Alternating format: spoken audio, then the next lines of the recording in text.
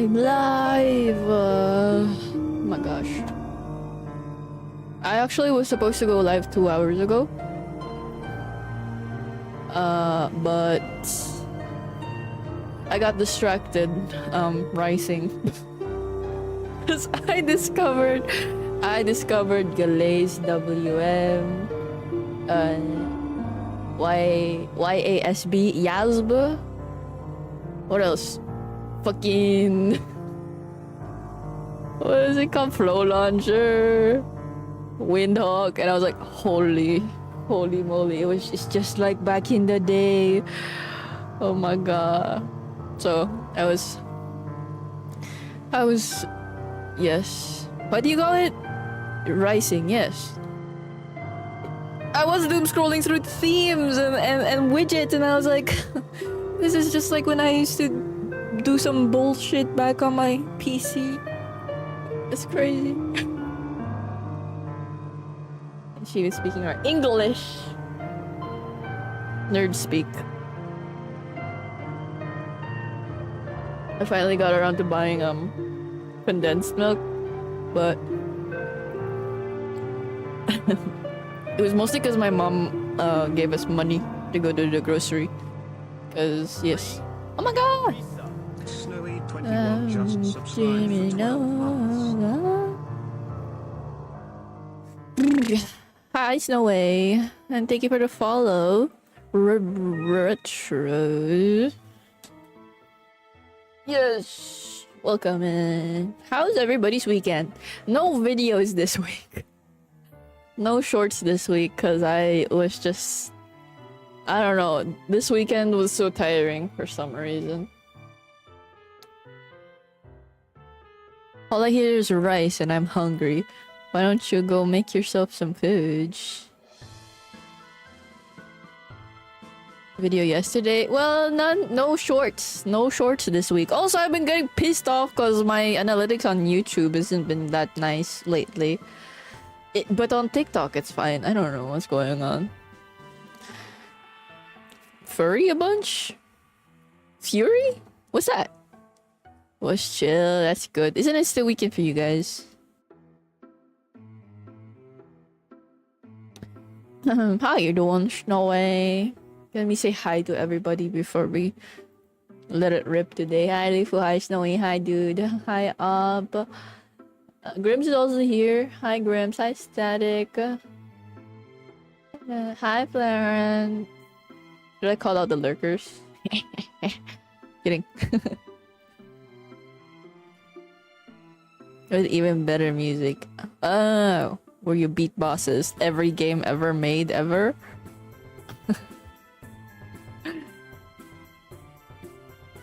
Extended now. I can't believe it's still... When does snow stop in your areas?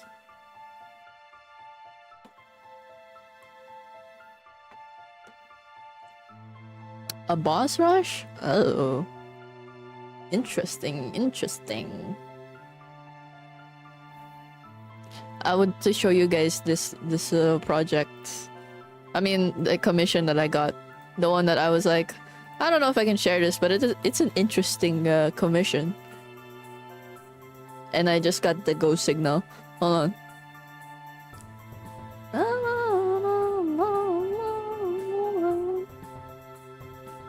Look at this. A fish. I'm gonna make a fish. And then look at this.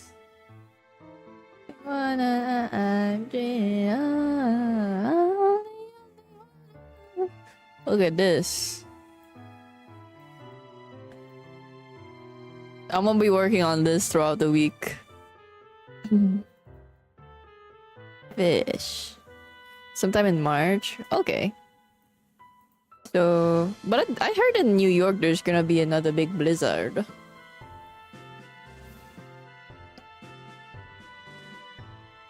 A fish. We'll make a fish this week. Hell yeah. Back to my Ring camera. Whoa, whoa. I should really like get rid of that guy or something. already started to hit. Oh. How's it looking? Tao po. Walang tao. Walang tao.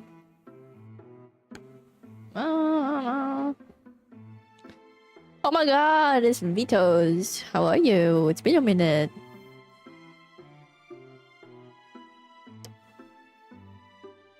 Not a blonde buying bread. It could be worse. How could it possibly be worse?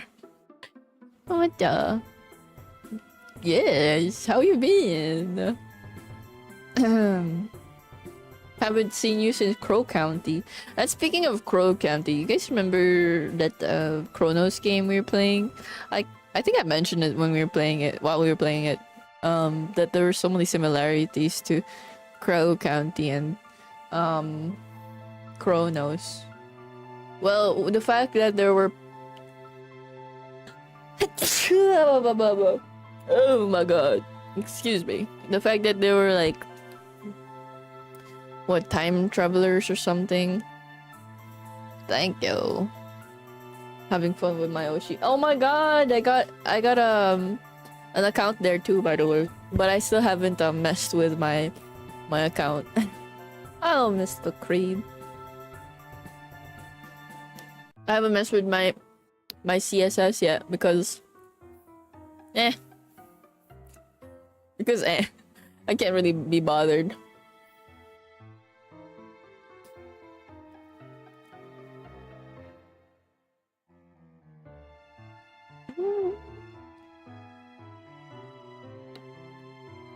Having custom cursors, and that's like it. It just reminds me of Tumblr days, bro.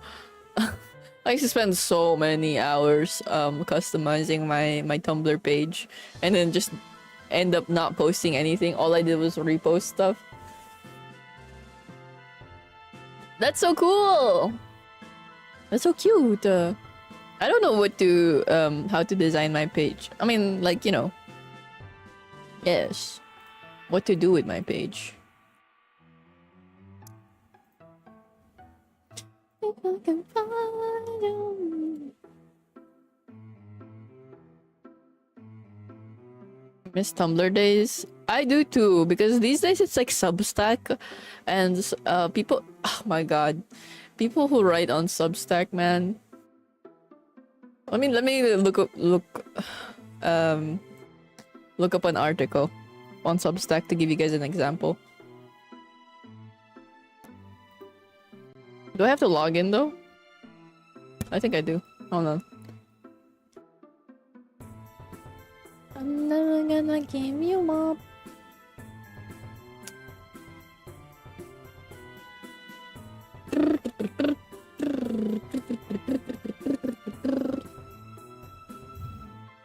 Where is it? I don't know, some corny shit in here. Because when I made my account, I was like, alright.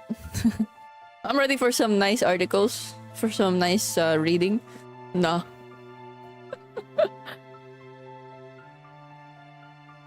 The let them theory. If they treat you like shit, let them. Not because it doesn't hurt. Oh, hold on. Let me show you guys. Not because it doesn't hurt.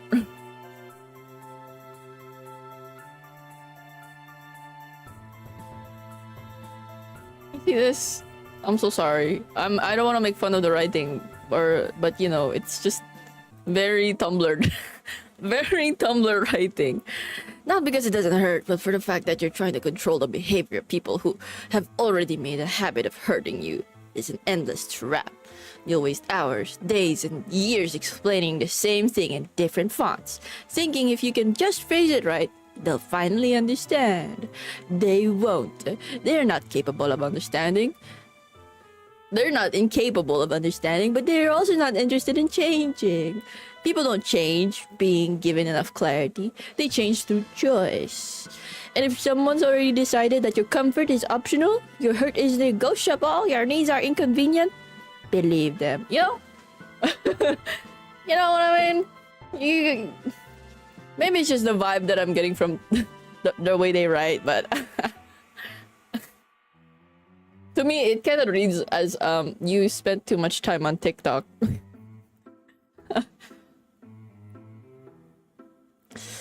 Before the no guna. Yeah, true and real. Can you stare directly at the camera? Like that? Like that? Love the look. Oh, thank you. Teenagers write like... Is it really a teenager writing this shit? Though?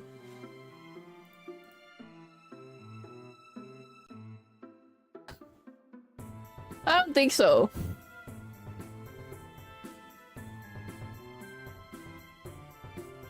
Man, gone are the simpler days.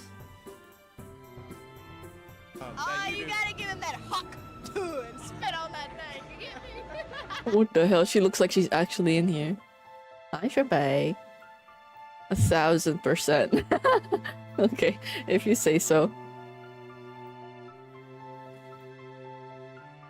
No dot. No dot. I don't know. I guess Substack is the new Tumblr.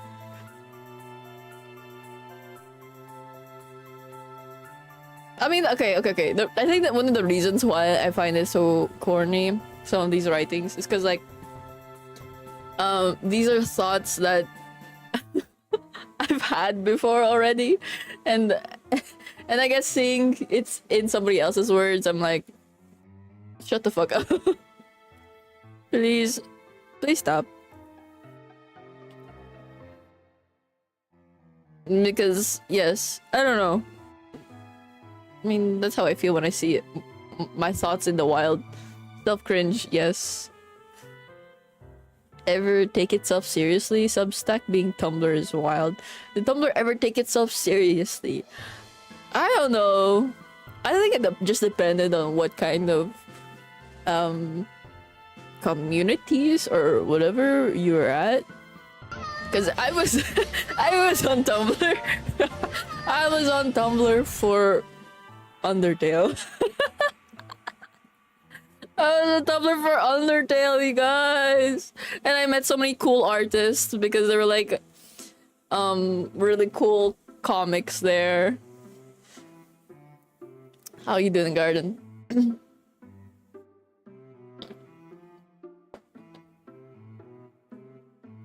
Yes. Oh my god, a clavicular article. What the fuck? Could have been at the club. Sponsored by Steak?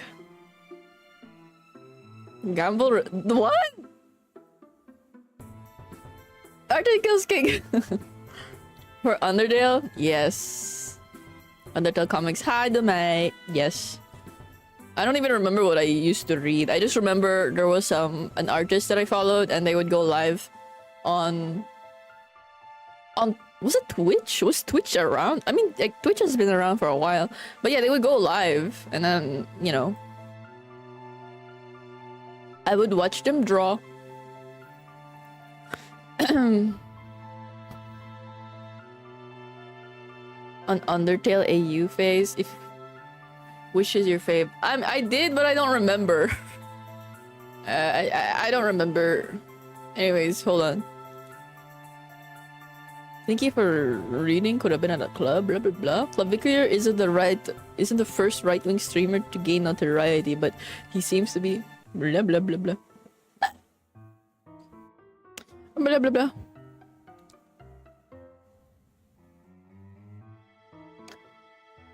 Oh.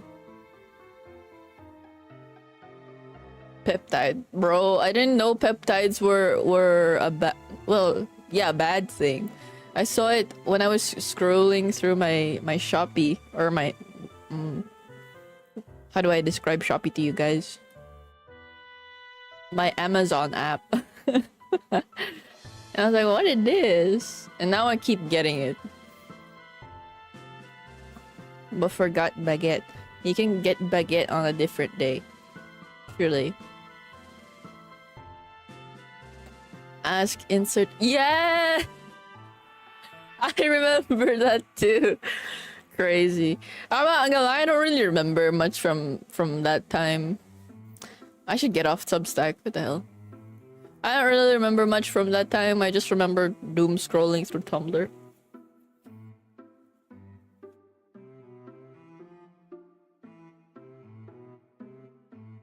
So we just get started reading today. I don't know how much of the story we have left, but I would like to finish it today.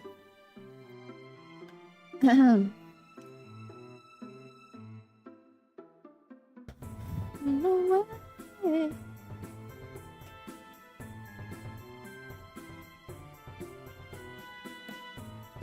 Ba-da-ba-ba-da-ba-da-ba. Ba-da-ba-ba-ba-ba-ba. 60 to 70%. Oh my gosh.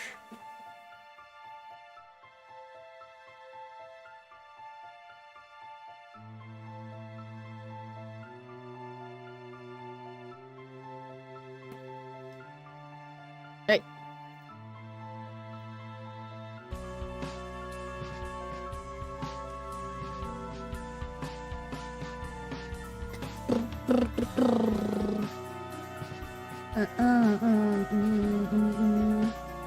I know we're not doing our dailies again today, but just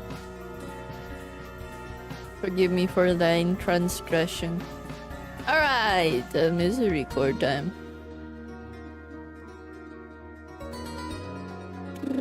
Let me change the category.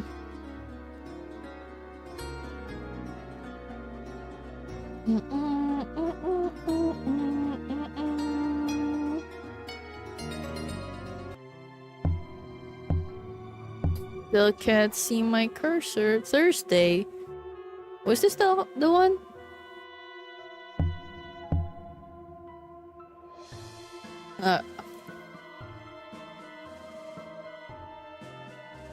This one probably. I mean, oh man.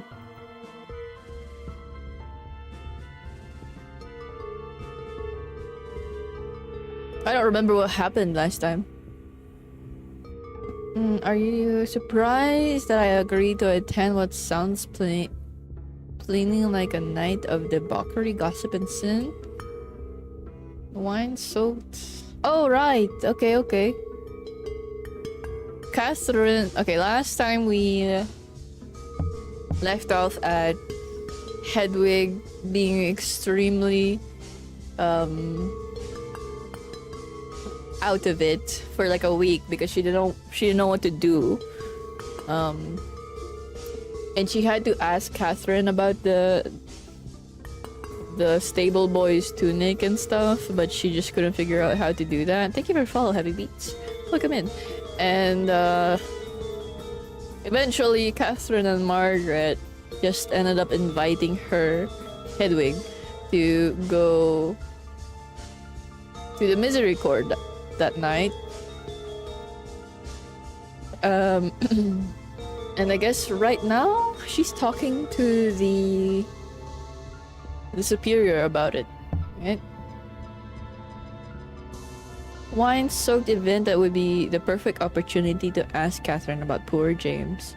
Tongues would be looser than usual, and my questioning might not be under quite such scrutiny. I explained all this to the superior, who pulled me aside after supper to ask if I had fulfilled my purpose. Right. Hi, Foxy. The misericorde? Yes. It seems like the best way for me to talk to Catherine about it. It'll just seem natural. It didn't feel natural at any other point you saw her today. How are you? Pretty good. I'm on my second glass of coffee today, though. I tried really hard not to go back to bed. Is the music too loud? Let me know. When she was giving you this invitation, perhaps? Margaret was with her. I see. Well, I don't love the prospect, but as long as you get the result we need, I can't stop you. Is there something wrong with the misericorde? It's a space with explicitly relaxed rules. To be honest, I'm surprised you aren't more vocally opposed. Fine for me. Okay, thank you. I'm just checking my levels right now. It seems kind of loud.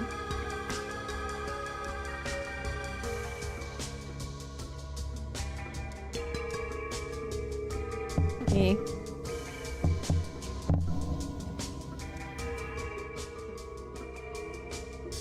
Like around there. The loudest to music, there's not enough music for loud. Oh, volume is fine. Okay, thank you guys. Lots of orange jelly candy. I'm about to be off to work. Good luck with work today.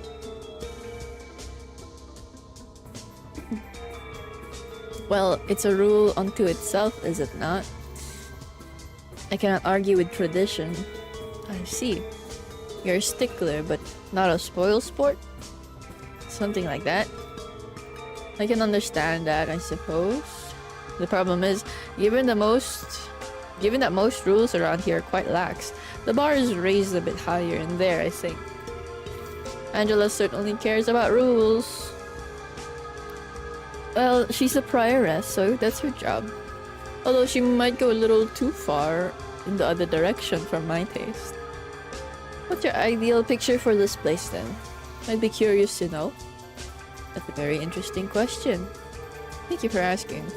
The Superior swirled the cup she held in her hand and looked off into the middle distance behind me. It would be much the same, truthfully. The buildings wouldn't be in such disrepair. I wouldn't have to suffer such direct insubordination on a regular basis, but I certainly wouldn't rule by the sword. That's the trouble with the misericorde as it exists now. I have no quarrel with the concept of an easement in the dam, but I'm not sure there is much of a dam currently. What do you mean? Children should be expected to have secrets.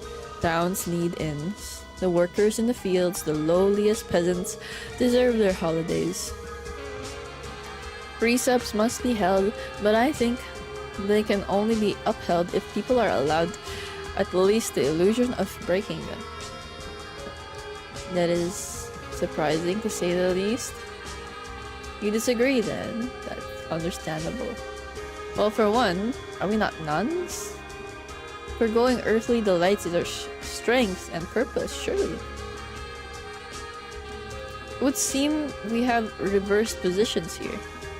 Flip the chessboard around the other way, as it were. Well, in my ideal abbey, everyone is content. They do their tasks and enrich their lives and serve as vessels of prayer. Hello, Savior. Good morning. And then they are allowed a brief respite, so that they do not become overwhelmed or discouraged by their work. I spent my whole life alone in a cell with my work, and not once did I complain. The Superior tilted her head in a manner that reminded me of the cat I'd seen Angela chasing the other day. Did you never dream of leaving? Was there nothing in your books that you wished you could see for yourself? Never. The writing was enough. You must have a truly vivid imagination. I'm not sure I do. I just never needed anything else. You never sang to yourself? Invented little games? Well, I did have a few reading games, now that you mention it, but perhaps that is how we arrive at an understanding then. You were perfectly content in the world as you experienced it, but you still need to come up with something of your own. I like the little freak in the jar. The little freak in the jar is the nun we're playing as. Hi, Pico. My health is not good. Oh no. Don't push yourself too much today. So many liquids on my desk right now.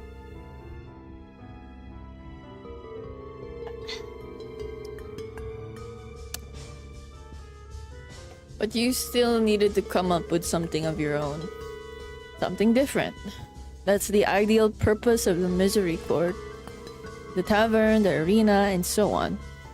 I find that very hard to swallow. Eating dinner, happy dinner! Would you say the same of prostitution? That's a crazy jump, bro. She's just saying that people should be allowed some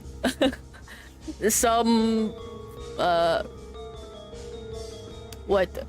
Not vices, but you know, time to relax. And that's a crazy jump. Yeah, you know, yeah, you like people relaxing so much, so you support prostitution? What the fuck, man? The superior made a sneering gesture that took me aback. Oh, shit. You're flailing your way out of check here, I'm afraid. An actual Twitter warrior. Crazy, bro.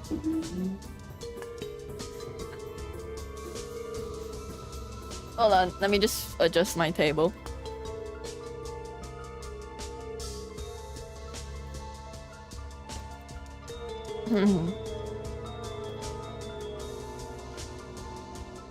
Monastery assigned prostitute, true and real. There's no need to grasp at such extreme examples. Of course, I do not feel that way about whoring. And don't retort by asking if I find whores beyond redemption then, by the way. I wasn't... that wouldn't make any sense. You're quite right. She finished her drink in silent satisfaction. I steamed for a minute. I'm afraid that she was actually entirely correct in her assumption that pivoting the conversation back to scriptural understanding was my intended reply. I find the misericorde in its current state unseemly. The rules here aren't being followed outside of it, let alone inside it. I worry about what the sisters could be up to in there. It ceases to be an easement if the whole plane is flooded. Well, I'll be careful. I'm sure one night with the others won't utterly corrupt me. See that it doesn't. I suppose it can't hurt you to experience it for yourself and report back to me exactly how founded my assumptions are. If you're that worried about it, why not just disallow it? It's an expected function of a Benedictine monastery. Besides, I have no interest in making these women respect me less. Would they respect you less if you took it away? Or would they respect you more if you showed that you had that power? I dare say I'd be the next one found without a head. I shuddered. While I was never completely free from fear, direct confrontation with the reality of my situation still unmoored me. It made me feel like I was being watched. Please don't say such things. I'm simply making a point. As I've said before, I must play a very cautious strategy in my position. Speaking of, would you like to play a game? The change of subject was a relief, I must admit. We whittled away some time playing chess. I was not very good at it yet, I must confess. Nonetheless, I appreciated the opportunity to fill my mind with something beyond visions of blood and guts.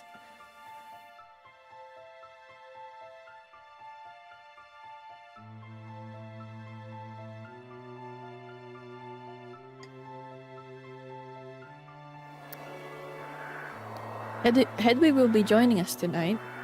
Oh really? Lucky her. We had just left the rectory after the evening meal. There was, apparently, still some time before the misericorde's door would open. And Pesant. Okay, order this.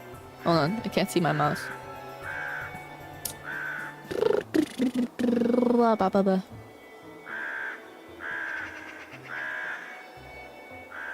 A special chess rule that allows a pawn to capture an opponent's pawn that has just moved 2 squares from its starting position, landing next to the capturing. What? Let me look at this photo.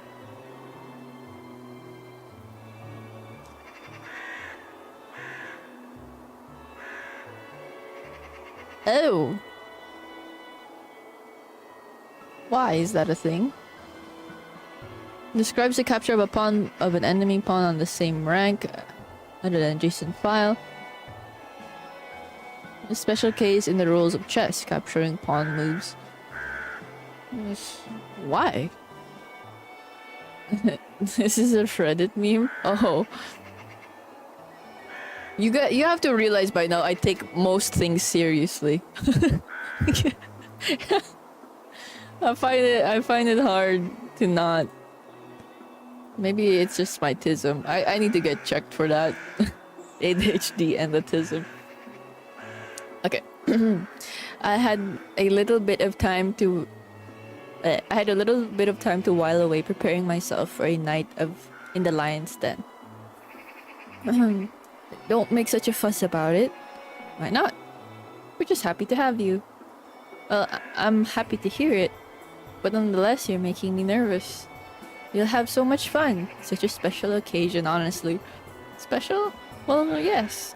Isn't this going to be your first time ever going to a social event? Careful, don't break her. Sorry. I felt like I was about to faint, bro. Mara was completely correct, of course. Never in my life had I been to anything more sociable than meals in the rectory, and those had been overwhelming enough on their own. I'm going to do my best to have a good time. That's all that matters. It'll be fun. What are we gonna do anyway? I suppose we don't really have anything specific. It's very fluid. We've got a chessboard.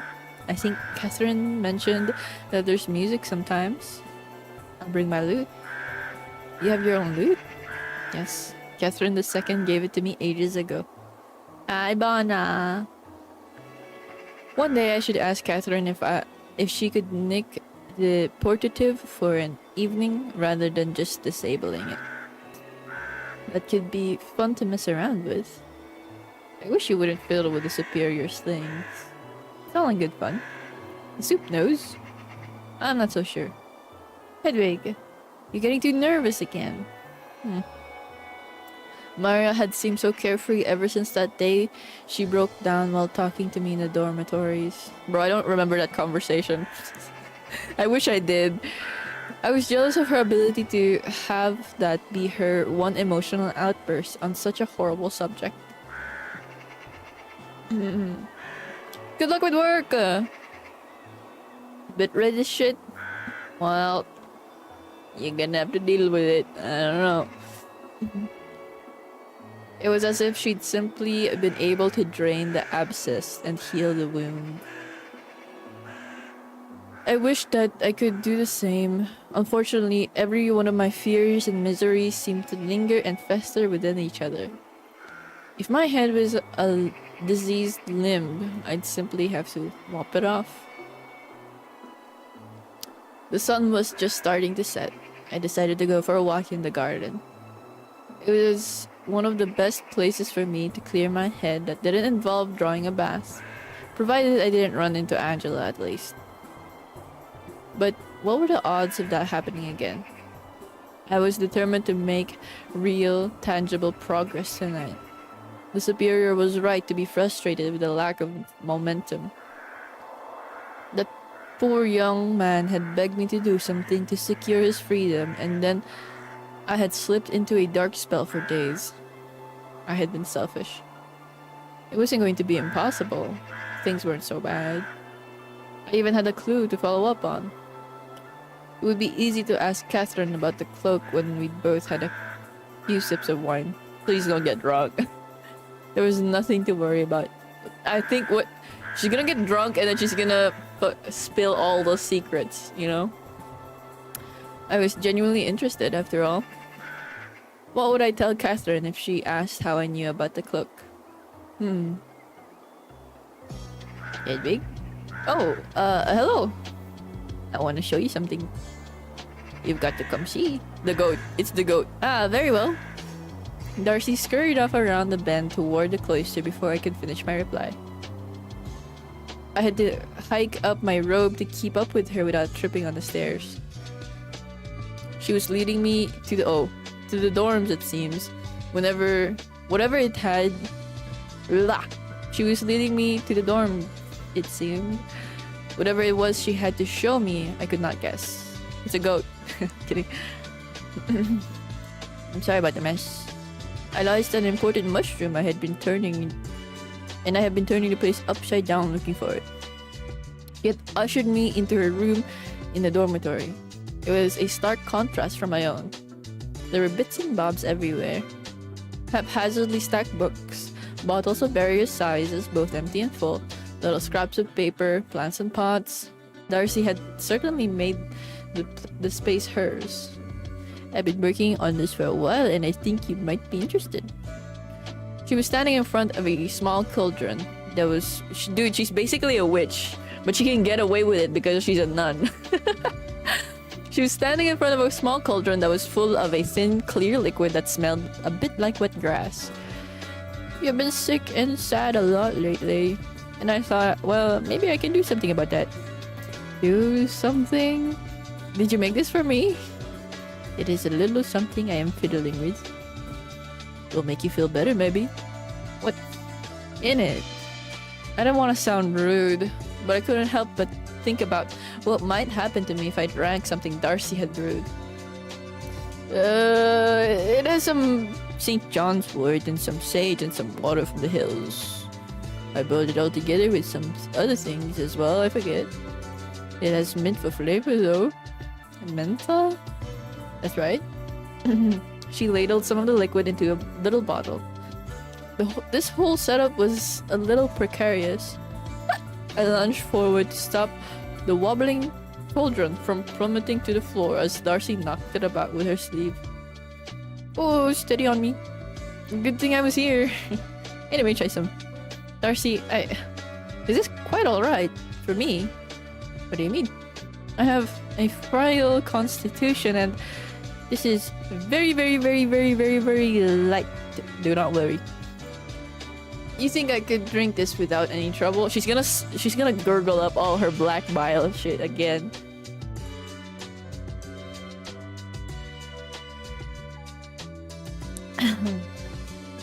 If I did it right, it would in fact lessen your troubles.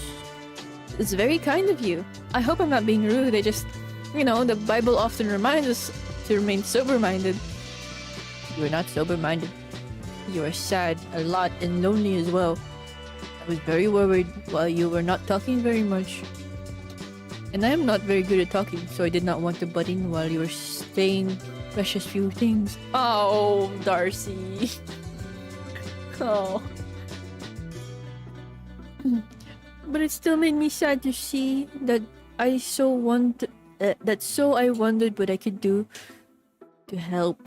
I read that wrong. This will help you remain sober-minded. The world is strange and there's much to be sad about.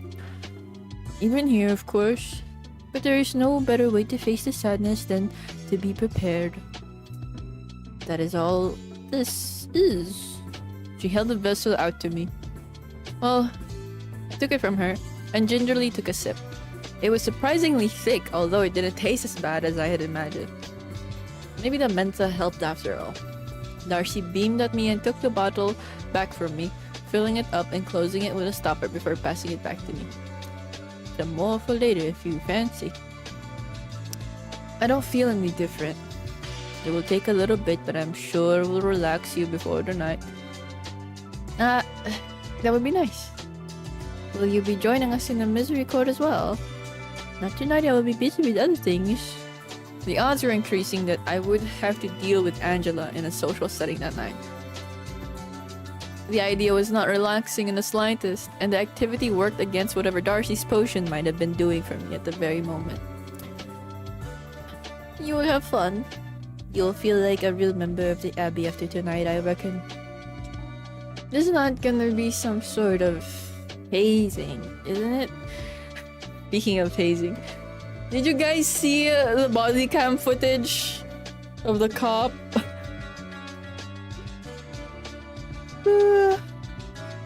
That's crazy. That was so crazy. I think that was like October 2024 though. It is so freaky. America's not real at all. What scared me the most was the fact that none of the guys in the basement moved, or you know, they weren't doing anything when the cops arrived. You know? It looks so freaky. It is scary. It is scary. I wonder what happened, or like if there's any updates recently about that frat house. From I Am Legend. So true. From Greek letter hazes. What does that mean? It is scary, my god.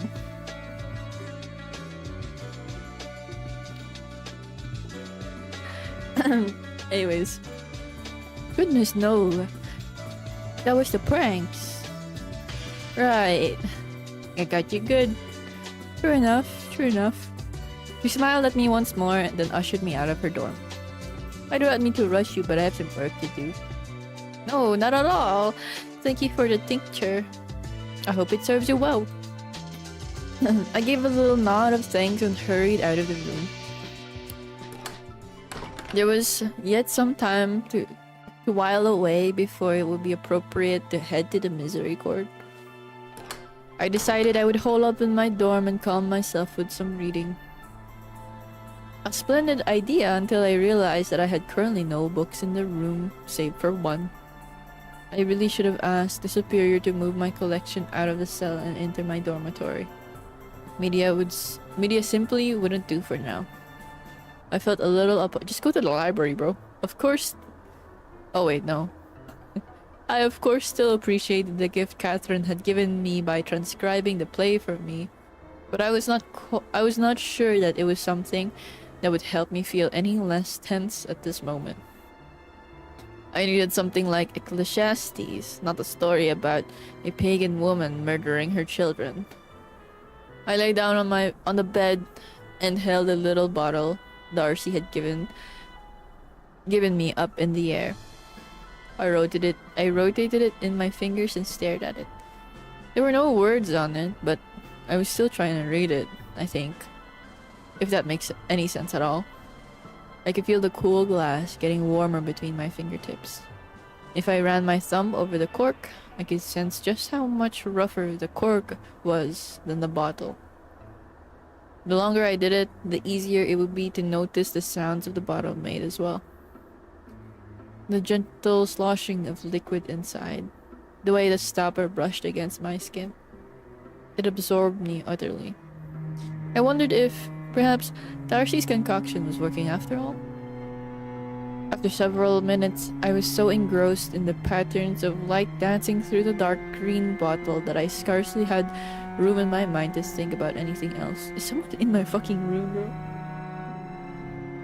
I can hear someone's footsteps outside my door.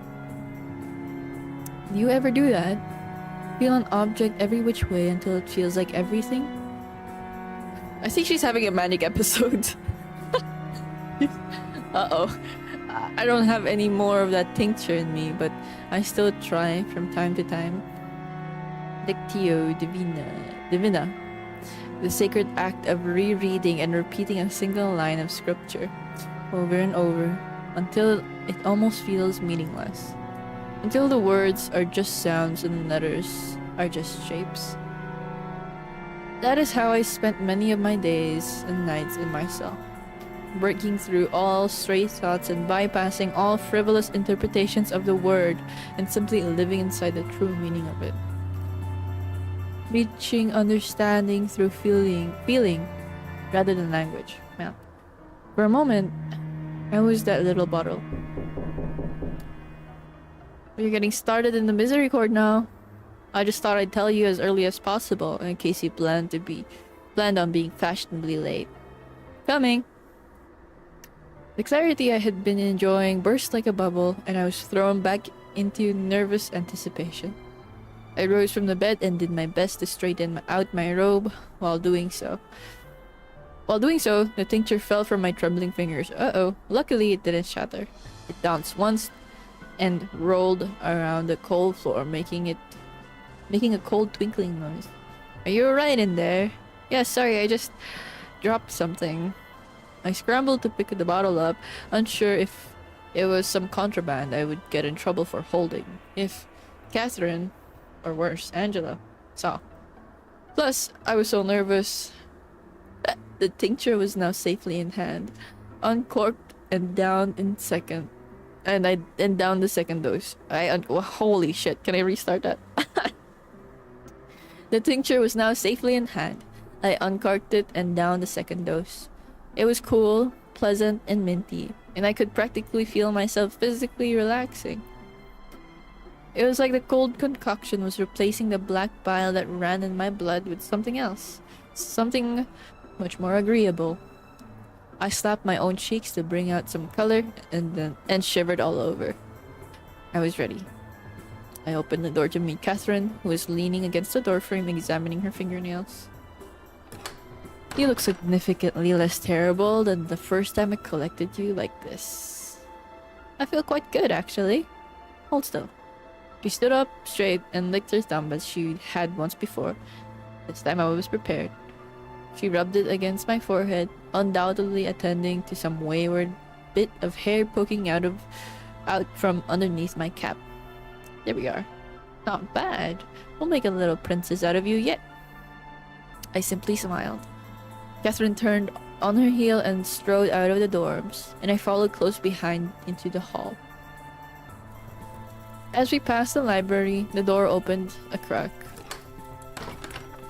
Is it time already? Indeed it is. Are you coming tonight? Not tonight. I'm very busy. That's a shame.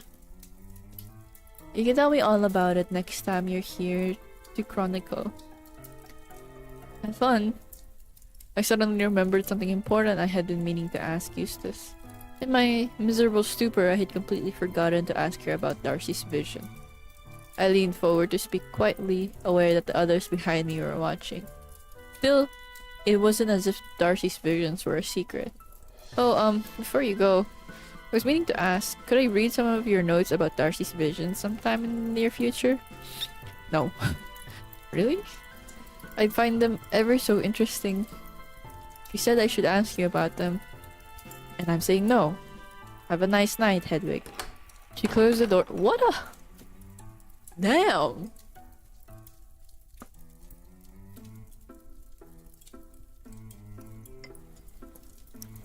I'm not gonna call her any names. She closed the door firmly. It is rather a pity she's not coming. She can be quite fun enough, with enough wine in her. Anyway, in here. Hi Eliza, how are you doing?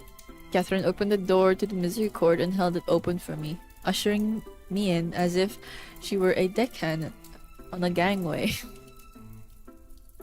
No idea what either of those are. Inside the room was a round table, rather different from the one in the rectory. It was clearly quite old. It was full of pock marks and dents. Some parts of it were shiny, but others were quite dull. Various mismatched chairs were haphazardly placed around the table, as well as a couple next to the fireplace at the far end of the room. Sailor words? Ah. There were no windows. Currently, light was being provided by the hearth, as well as a large candelabra in the corner nearest to the door. Well, here we are. Hello, Hedwig. Hello, dear. Welcome, welcome. There were two other figures I could see tending to the fire. The smaller one on the left, I deduced, was Flora. On the right, unfortunately, Angela. Goodness, it's been a while since I've seen you here. Yes, well, some of us have better things to do than spend every possible night reveling. Well, good. We're getting prickly about any drinks. We're getting prickly before any drinks have been poured. This should be fun. Give it a rest, you two. Surely you can be nice to each other for one night. Of course. We wouldn't want to leave Hedwig with the wrong impression, would we? I agree. We can't let her leave without recognizing what a shrew you can be. Catherine. What?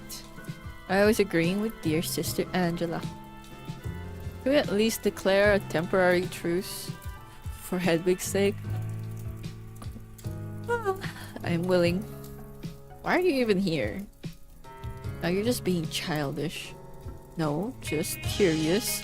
What? Are you intending to spoil things for the newcomer? Am I spoiling things currently? Oh, here we go. You're very good at this game. Oh well. I jumped. It just barely registered with me at first that this exasperated growl came from Sister Charity. You're both as bad as each other. Stuff it for one night. You can bicker on your own time, but me and everyone else are here to have a nice, relaxing evening. and you're bloody well not going to ruin it. Sit down. Shut your gobs. Drink and make merry. Or else. Man.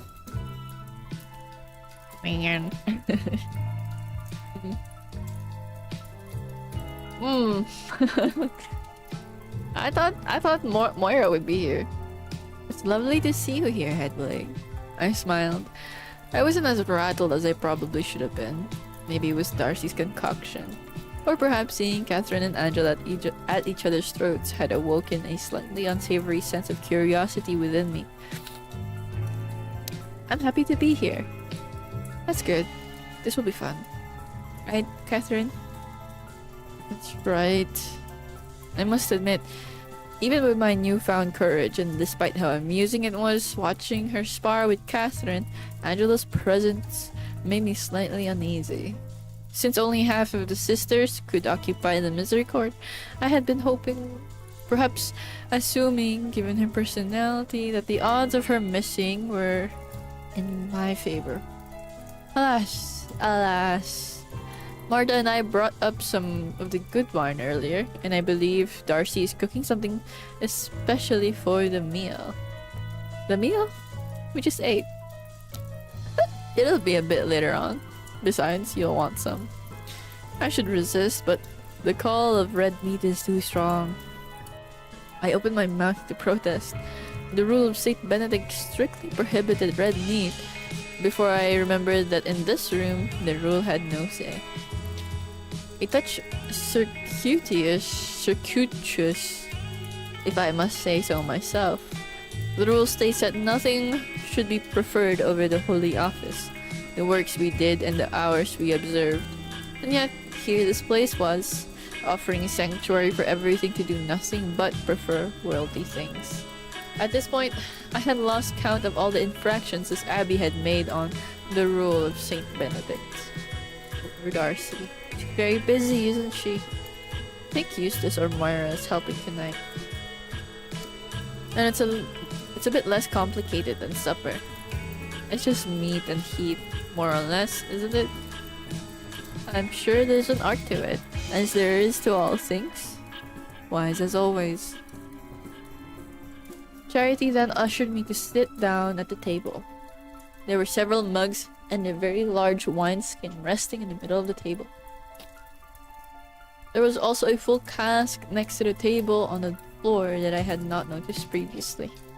It was a little smaller than the fat barrels I had seen stacked in the cellar, but nevertheless, that's a lot of wine. And thank God for that. You have plenty of us here to help finish it, don't you worry. Yes, don't feel like you need to drink it all. I'll have what she doesn't have. You're going to watch yourself. I won't hear the end of it from Superior if you lose her. If you go on a bender.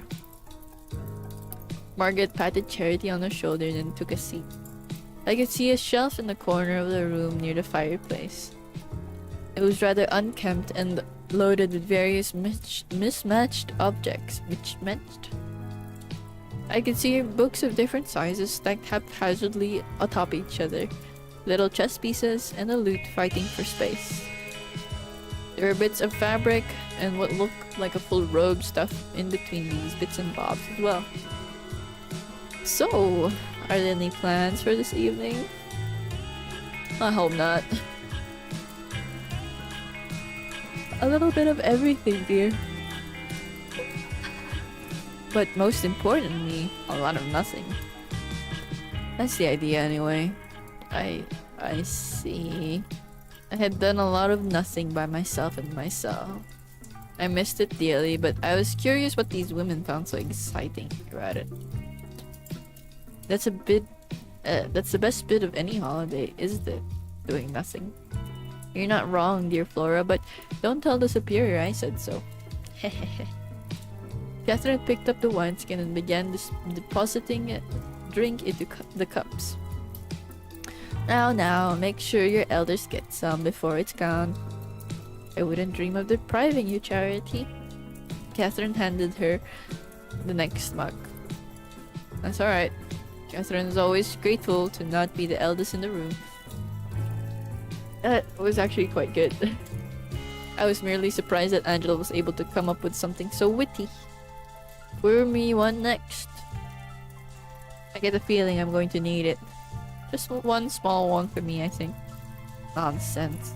She handed me a full mug. So, are you going in strict order of age? She must be. I haven't gotten the drink yet. Hedwig is younger than I am, so no. Bold of you to admit. Not as biting as the second time. Charity got hers first because she's our beloved and respected elder. Margaret got second, since she asked so nicely. Hedwig was next because she's a new guest and would have been second if Margaret hadn't requested so forcefully. Sorry, Hedwig. No offense taken. Next, I don't know. Why not Adela? There you are. I very graciously will go last as I am pouring the drinks. Which leaves Flora and Angela, let's see. I'll give Flora hers first to prove once and for all that I am not discriminating against her youth. I only hope that Angela will accept this decision and not see it as a slight against her. I assure her there's no such ulterior Can you just give us the fucking wine? Language! She poured the drinks and passed them to Flora and Angela, neither of whom looked particularly amused. Margaret was thoroughly enjoying herself, though. Thank you. Indeed. Thank you for the hydrate. Now, Hedwig, tell us what you think of this wine. It's a fair bit nicer than the stuff we typically have throughout the day.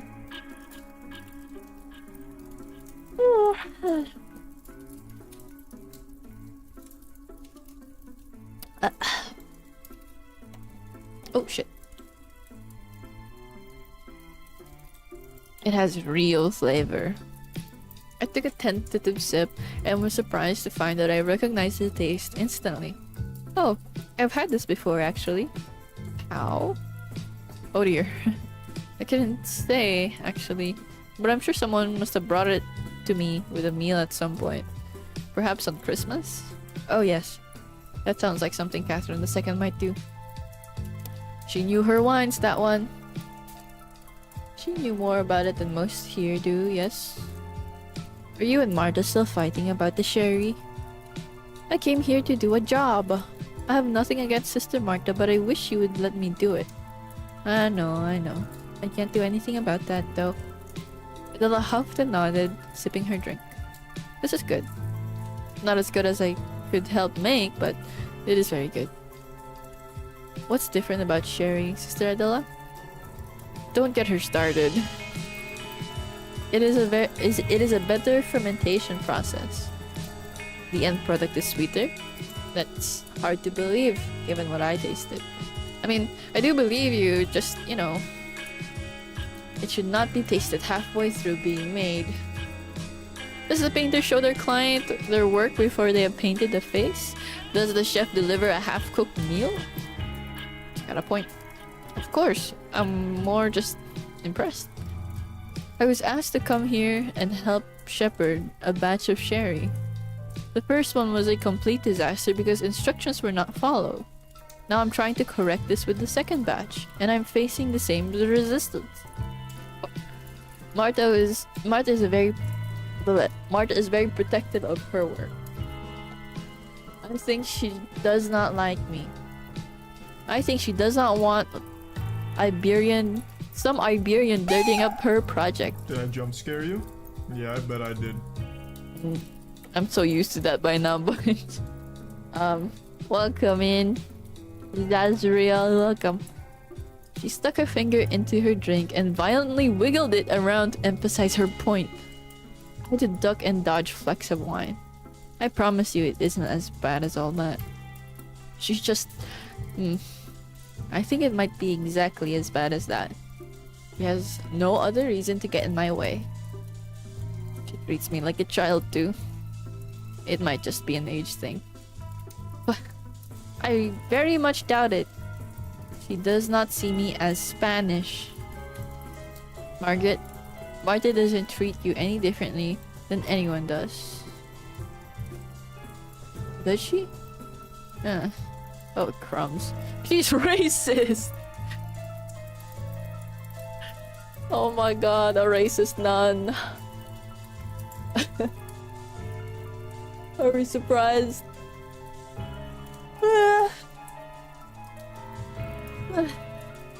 No, it's fine. It's just that if I say no, that might not actually indicate what you're hoping it does. Charity looked as if she were trying to decode a particularly difficult puzzle. Margaret smiled, perhaps humorously, and sipped her drink. Have you seen any more ghosts, Hedwig? Racing games, right? In my 1400s set game, no.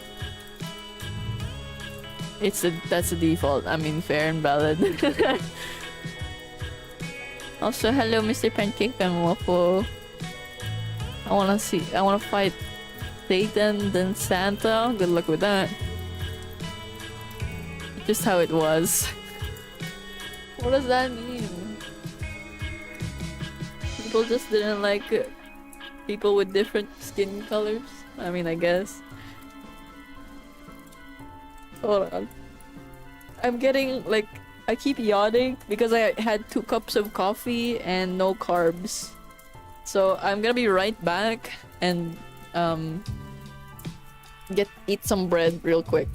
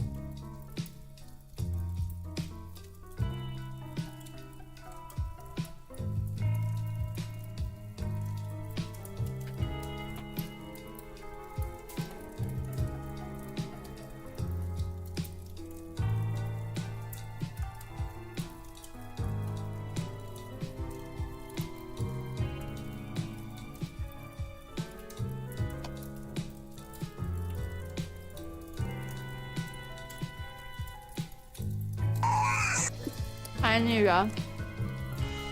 I got my bread. Race Wars was a good name for a car meet in the desert. I don't see what's wrong with that. Hi.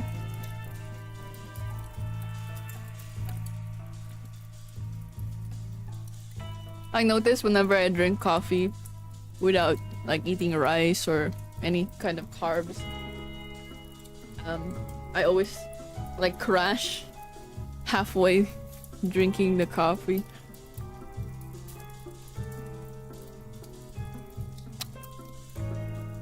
The race war, yeah, with carbs. This bread is pretty nice too. Young man, the ADHD effect? Surely not.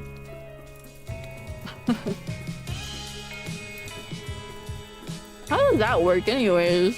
Like, people with ADHD getting sleepy after a coffee set. Show me your research papers on this. I'm kidding. Green tea instead. I don't drink green tea. I don't like the taste of it really. I drink chamomile though. Or turmeric. My own experience. Oh. Yeah, I don't like green tea.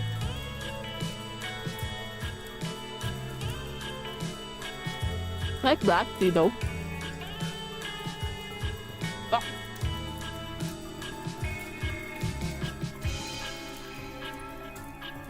Oolong tea is pretty nice. Wanna be so special. Well, yes.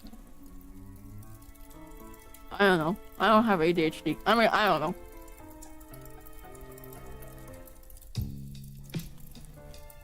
Don't back me up on that. I have no clue. Is that a brand? Harry and Sons Earl Grey Supreme. I think I only ever had Earl Grey once. I like the smell of it though. It's very pleasant. But the warmness of coffee always makes me feel tired. Warmness? You drink coffee hot? I always have it cold.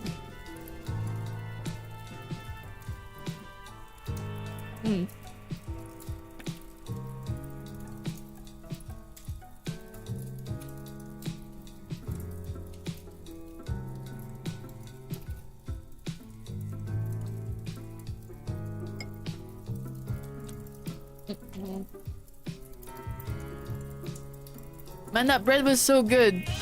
What the hell? I've never had just plain bread and like enjoyed eating it. It was actually pretty pleasant. Iced coffee sells. Wow. Yeah, that's me. Hello KMF 6995. Welcome in.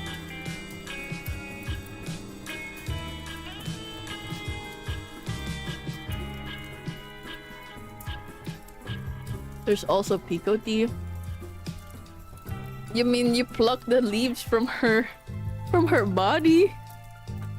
Why would you do such a thing?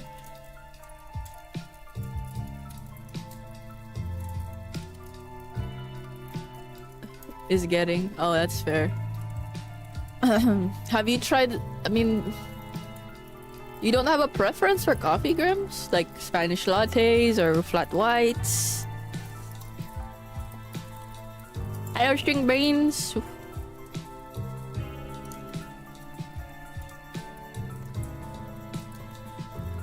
I changed my nickname. It's still the same to me. Abhorrently green tea. Oh. Actually? On YouTube? Oh, is that you? KMF 6995. Oh my gosh. Welcome in. You guys, while we're taking this little break while I wait for this bread to hit me, I was watching through my old videos on YouTube. Let's go over here.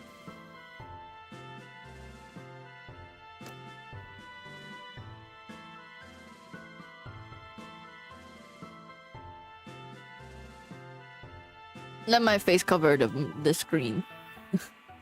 while I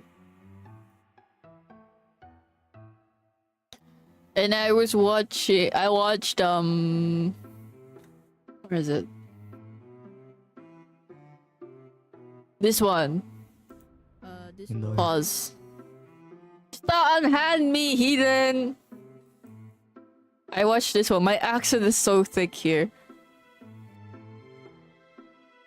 Watch. Oh, let me mute. Actually, I can just do this. What if you put a tampon in someone's throat? Would they choke? What the fuck? Welcome to your first day on the job. This is your very own autopilot ship, where you will eat and sleep. I've seen it in my life. I know, right? Hi, Ducky. We're playing with Billy again, and this guy. Hi. Hi. Hello. Used to be so cute. What the fuck do you mean used to be? I'm so cute right now, right, Ducky? Come back here. Agree with me right now. Ow! Ow! Ow! Ow! Ow! Stop! We're having conversation right now. Everybody meet Mars. Conversation with chat. My name is Rye. Huh? Huh? You spell it like rice, but the C is silent. That's the most My Asian thing I've name is ever heard. Rye. I can't tell if it's a joke or not anymore. I have my real name somewhere hidden in my channel. You just gotta look for it. I don't want to look for it. You would look for it. Yeah, exactly. I don't want to. What do you mean I barely sound any different? The only difference is my accent comes out thicker when I'm mad or when I say something in Tagalog. Literally the same. It's not literally the same. Shut up. Listen. There are two Raz. No, there's only one. There must be only one. Where's the shovel? There must be only one. Come here, little shit. Hi guys. I'm a VTuber shrimp. Shrimp? I like to He's a follow cat. VTubers. He's a furry. No, not You shrimp. guys wanna We can't say that. We can't say that on stream because we'll get banned. You guys want to stalk his account? You can do that. You can do that. Everybody typed in chat. They can. Yeah, but you did it on your stream and. I'm in your chat right now though. So what? I was in your chat and you looked through my stream. Oh, the bird's pissing me off. No, No, no, No. no, no. your mom. Your mom looked through. Would you like to tell them I how? come back to watching my old. I'm waiting for the caffeine and the carbs to kick in again, so I can stay awake. And I was saying that, man, guys, look, my fucking accent was so thick back then, and now everybody's saying that it's literally the same. It's not. It's not. Because I don't remember. I think I rated you. I don't either. I just know you were in chat once, and I was like, I'm gonna stalk you. Okay, you do the terminal thing because I don't know how to do that. I'll teach you. No, I would not. Yeah. No, I'm about to teach you the No. amazing ways of it. I refuse. So you type, Yeah, type help. I don't know. Wow. It's okay.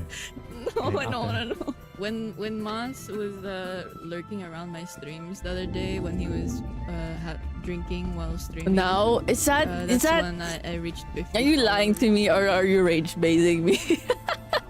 Very grateful to him. Because we finally got to do it, and now I have emotes. What if I said you sound the same? Man, I don't know anymore. Cause when I edit my videos, and then when I'm listening to this, I'm like, Mas, there's a big difference, and you guys are telling me it's not true. What do I believe? I don't know. Everything is a lie. Big Pharma wants to take me away. Something growl. Was that you, Ma? My bad. Your pussy growl? We call that thing over here. Oh yeah, yeah. Hi. How many times have I died? None. Oh no! None Please! times, Matt. Please leave me alone! Huh? Little girl, please! Anyways, you guys can watch this video yourselves. How do you? Bahala kayo sa buhay nyo. Panoorin nyo na lang. Ano-anong sinasabi nyo, bahala kayo. Nakakainis. Lagi na lang.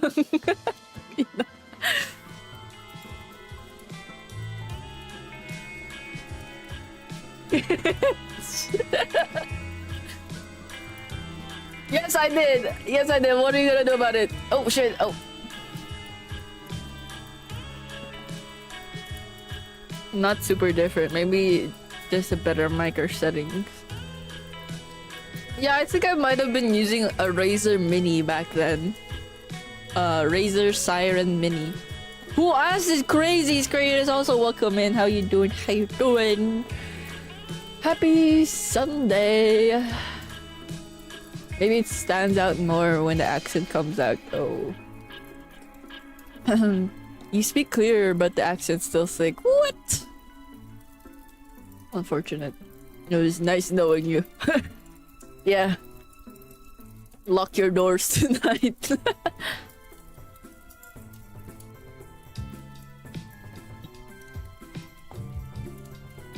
try being American for a sec.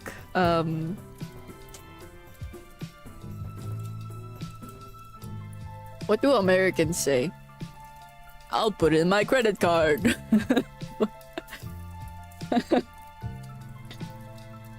What do you mean insurance doesn't cover that?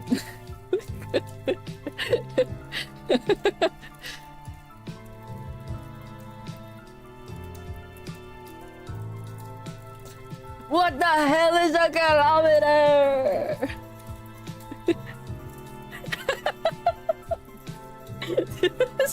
It's not about. You told me to fucking driving. Whatever. She knows us so well. You're welcome.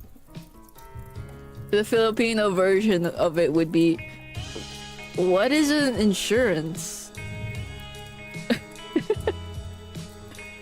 What do you mean my kids aren't gonna take care of me when I'm older?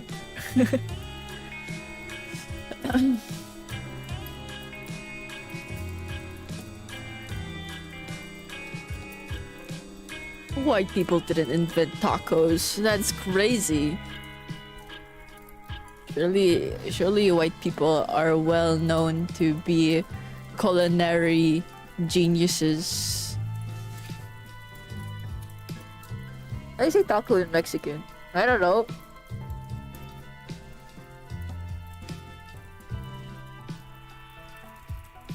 Something, don't go to the beach or you'll get leprosy. That's not all beaches, okay? Something, we don't have smoke detectors. Wait, Snowy, do you have smoke detectors in your house? Am I crazy? Oh, what the fuck is this? Leprosy. Depending on which beach you go to. I mean, it like if it's super dirty. Ano yun? What do you mean? What's a smoke detector? The thing that detects smoke for fires, bro. We're cooked. This guy doesn't know what a smoke detector is. We're so cooked. I call that my nose. No, because apparently you need one to get fire and you like to get your house insured from fires. And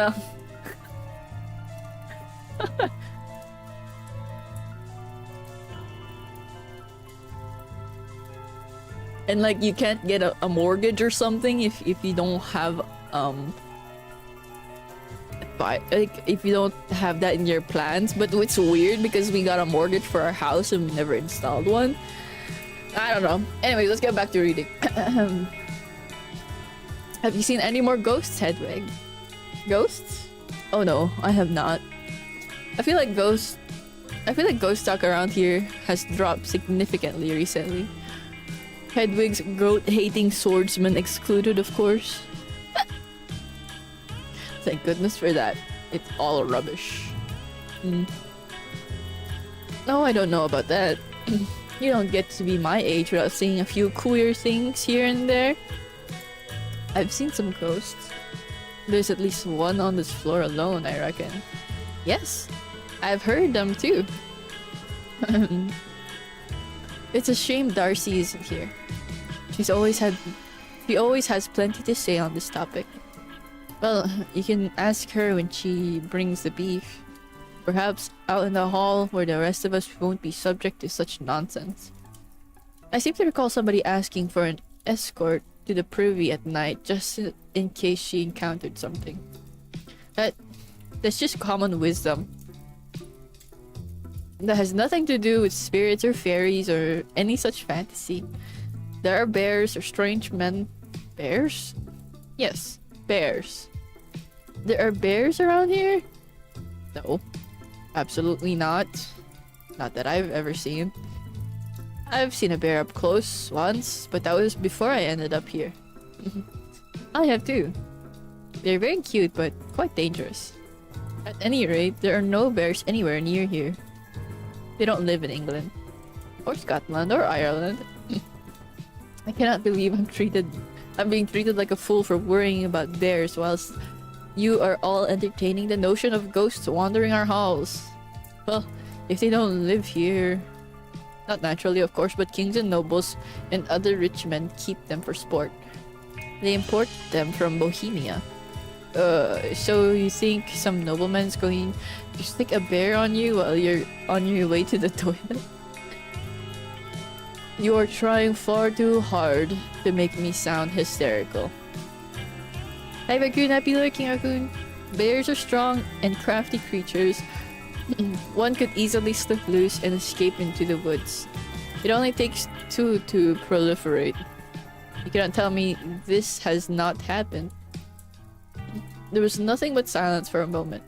Then, suddenly, everyone erupted with laughter. Bears. Proliferating? Watch out! And they cannot stand women pissing at night. Grow up! You must admit, Angela, it sounds a bit ridiculous. Far-fetched, at least. It is nonsense. Angela, I'm surprised. I had no idea you were worried about this. Well, I apologize for not wanting to risk being torn in half by a vicious beast or violated by some murderous cur at night. After all, only half of these things have happened here, so why worry about either? Ooh. Angela. Not in here. No? I think there's no better place to talk about it. The silence came back. This time, it felt like the very air had been sucked out of the already stuffy room. Everyone was looking in different directions. I could hear heavy, deep breaths. Have a meat. Adela stood up first and strode over to the door, unlatching it and holding it open so Darcy could lumber in, carrying a massive platter of food. Everyone sort of shuffled awkwardly to move the cups and wineskin out of the way. Darcy plucked the platter down and dusted her hands off with a satisfied expression on her face. You have beef and lamb and a bit of pork here. Coated in a special sauce and cooked it to perfection over a roaring fire by yours truly. Why is everybody so glum? We're just hungry, Darcy. Thank you. Darcy's nigh impervious smile flickered just a little. Alright then. Well, enjoy. Aren't you going to have some? Oh, I'm not allowed. Not outside of the misericorde, no, but you're here now. Even seeing Darcy's mouth twitch was heartbreaking enough that I felt compelled to do whatever I could to make her feel better. I was in the game, right? Yes. Luckily, she took to my logic quite well. I suppose I am, aren't I? There are too many people in here. Oh, for Pete's sake, Angela. You go and stand outside while she eats then. Nobody wants her here, bruh. What the fuck? Why is she just bringing out... Oh, she's so mean. Might have been a bear. Yeah, Grims, go check. No, it was me. It was me! Open the door! No, actually, I don't want to joke like that after what you told me yesterday. Never mind. Angela's chair scraped violently against the floor. I couldn't help but wince. She can stay. Have a good night, everyone. A touch dramatic, Sister Angela. Hedwig? Yes, Sister Angela? Nothing. Not now. I won't spoil your evening. With that, she swept herself out of the room. All eyes turned to Darcy, who was blissfully munching on a small piece of meat hanging off a bone. Oh, I couldn't possibly stay, sorry. Busy tonight. She finished her snack and then licked her fingers. Enjoy. Have a good night, Dars. Indeed. Don't even get me started. Yeesh. Margaret followed behind her. He'll latch the door shut again, then turned around to face the rest of the sisters. Well,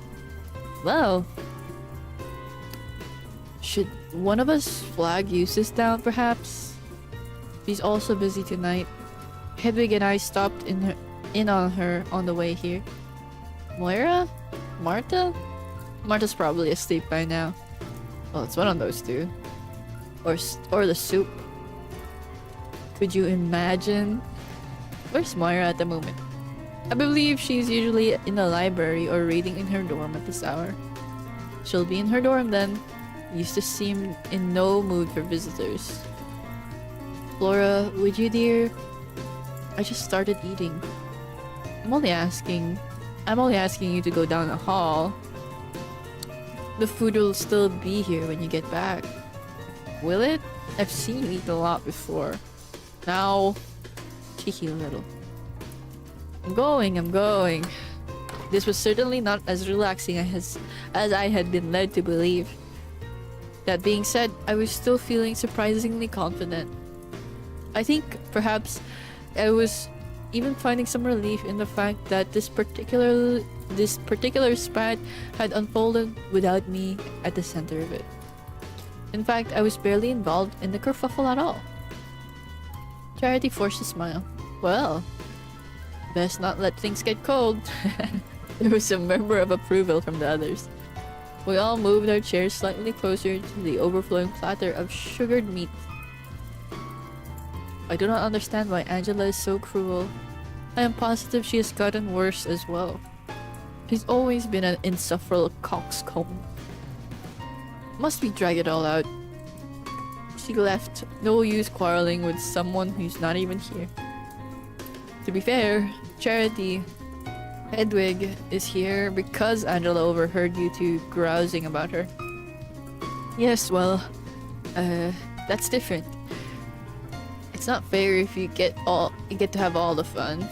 Well, I was under the impression that Angela wanted to come tonight to apologize to Hedwig for her behavior. Ha! That does seem a bit far-fetched. No, it's true. I apologized to her for my outburst, and she apologized to Hedwig for her roughness. Is that true, Sister Charity? This did stretch crudely. What? This did stretch crudely, but I was curious. Angela's barbed words had wrapped around me so tightly, even the slightest bit of slack was a relief. Of course. On condition that you also apologized, I think. A fresh start for all of us. I have nothing to apologize to that woman for. Well, not a thing. Well, if she wants an apology, I am obliged to hear what she has to say and do my best to make amends. Catherine's upper lip curled harder than I had ever seen it curve before. She will hang whatever complaint she has over your head for the rest of your life, apology or no. Believe me, I've been there. Really? Oh yes. I've done that song and dance for her. She just enjoys watching people squirm. How cruel. She wasn't always like this. I do not care. It's true though. It's a shame. What happened? If I knew, things might look a little different. It has certainly gotten worse since Catherine II passed on. That's true for all of us. And she got along with Angela worse than I do. This was difficult to imagine, but it was very interesting indeed. Did I pronounce that right? Crudely is the willingness to believe something is true. Okay, I see. Why is that? It's actually a bit funny. I remember them getting along very well, to be honest. They were friendly at one point, but I mostly remember them clashing. So, Hedwig, I'd mentioned to you before that Catherine II loved foisting projects and hobbies on us. I remember. Well, for a while it was... Yeah. Should we say this? For a while it was bawdy literature. Bawdy what? Fabula, as it were. Am I saying that? Whatever. Not even close. Oh, let's just imagine I pronounced it right. You mean love poems? Romantic writing? No, well, perhaps. Have you really never read any? I'm afraid I had nothing quite so ribald in myself. There's so many open a dictionary right now. They can certainly be romantic, although I think they're more concerned with the sex. Oh my god, she was making them read smut. That's so funny. A particular part of romance, the intercourse, the fucking. I nearly choked on a bit of lamb I was eating. You were all reading that sort of thing here? Oh dear. Her wheels are coming off. Her wheels are coming off? What the fuck are you talking about? This was 1400s. You guys didn't have training wheels back then. It's really quite common for monks to write of this sort of thing. It helps ease tensions, I suppose. And Catherine II thought, why not us? It might be a healthy exercise. For what purpose? For the fun of it. Purely for the thrill. God knows we're not allowed to have any fun in here. That's not true. Not that kind. Hedwig dearie, it really is not that strange. After a few more weeks here, you'll probably realize just how little there is to do. It was something new and entertaining the girls were interested in. Well, I understand, but blah blah blah blah blah blah blah blah blah blah blah blah. Yes, we've all studied a bit of the Bible here and there, actually. They had wheels though. Yeah, but what did she mean her wheels are coming off? Like on a fucking... What do you call those? Wheelbarrow? I don't know. Sorry. I just don't see how writing that sort of thing is appropriate for women of our station. The sisters all looked at each other with slightly concerned expressions.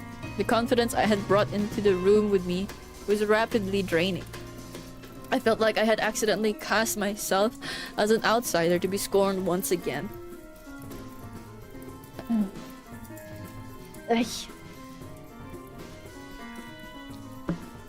Oh.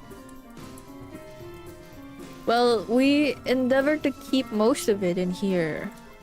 It is the misericorde, after all. We're eating red meat. The rule of Saint Benedict might wane in here, but it sounds more like purely biblical instructions being broken. I know, God, why. Whose wheels are coming off of what? I don't know, that's what I'm trying to figure out. So few wheels that she's just a barrow. No! It's just a box.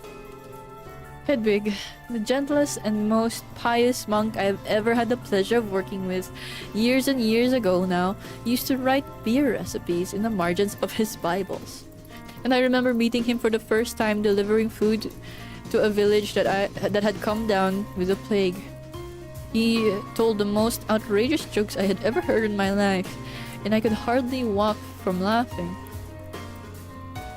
All while risking ourselves to help the diseased and dying. Do we deserve hell for a few brody japes? Well, this was not an argument worth having. Depends on the jokes, I think. Everyone else laughed.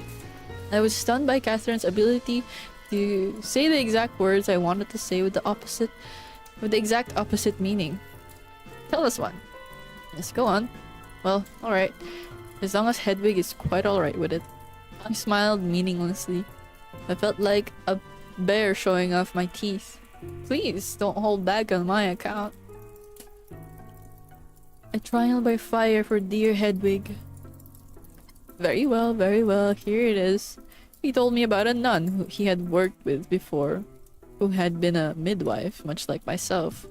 Before she joined her convent, she had been assisting her lady with a particularly tough birth. The poor thing just could not get out.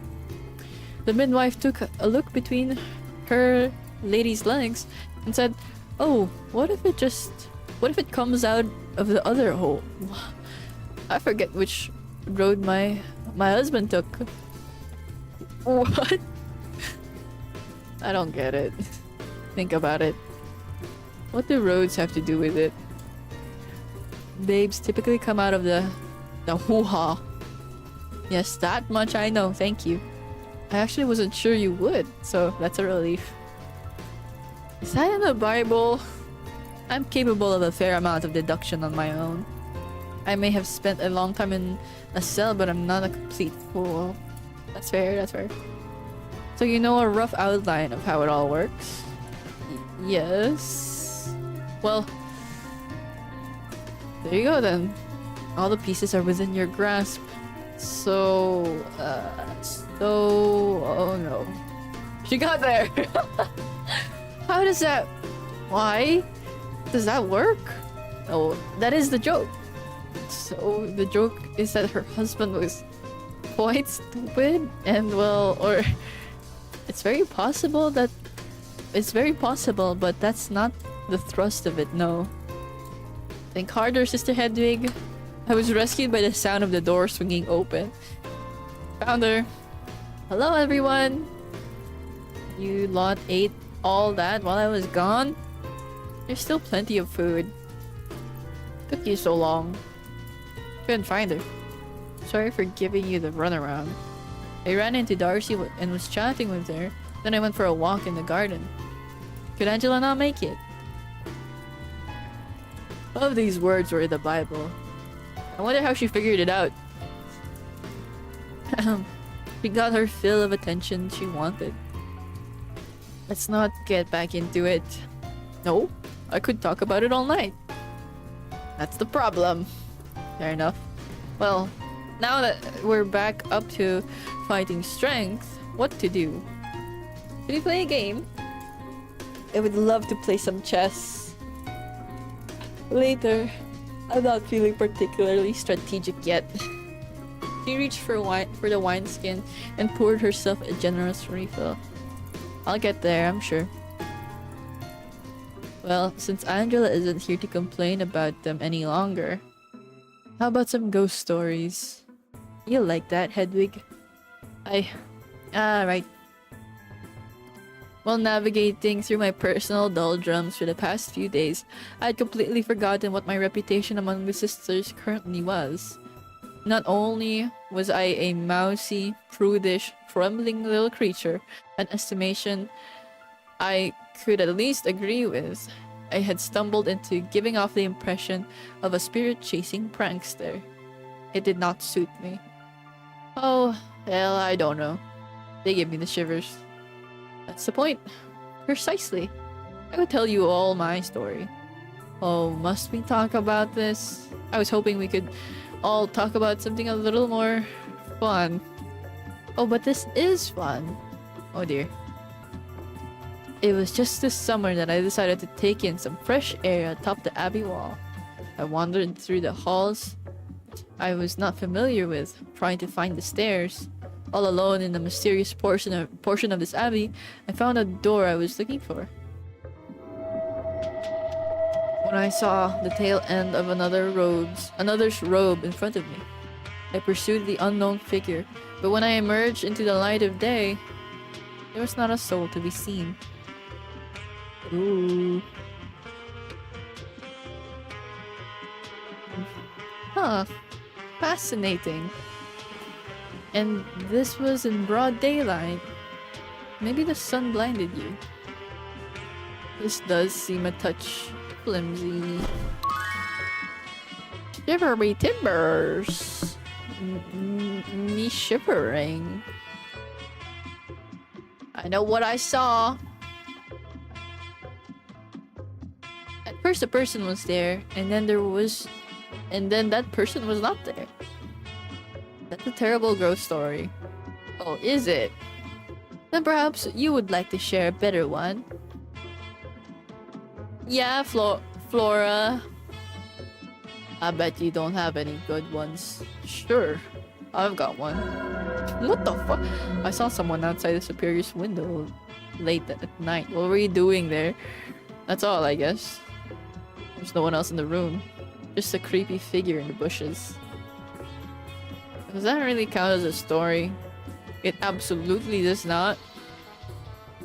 No panache or whatsoever. Oh, I forgot to mention that they had horns. And really scary glowing eyes. Bruh. Sure. Oh no, that's a little scarier.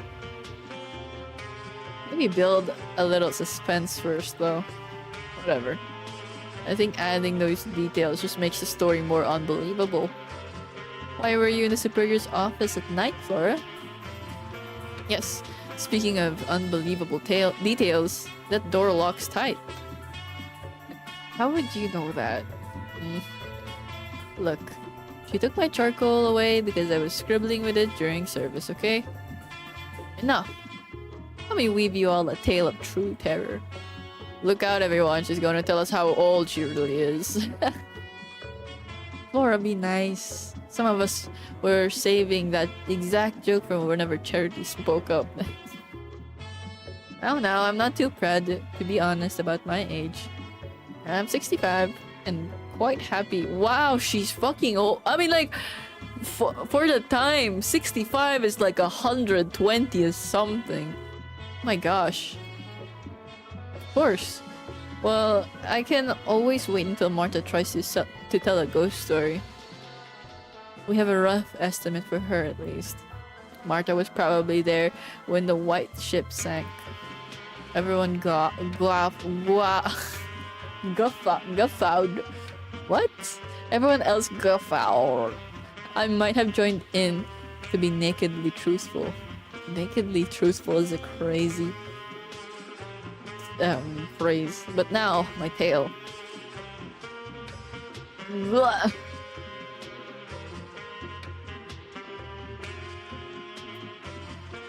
If you made it past childhood, you had the same chance of living to 100 as modern humans. Damn. We must all be cooked. I don't want to live until 100. Are you kidding me? That sounds miserable.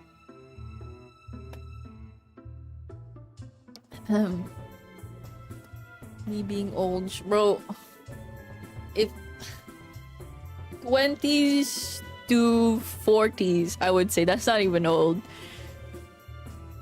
I was approaching these very doors late one night. I had been for a nighttime stroll, and the torches had just been lit.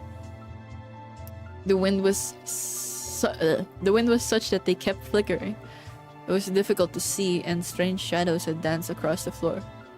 Suddenly, I realized that one of the shadows in front of me was no shadow at all. And not only that, I swear to you that when I bravely took one step forward,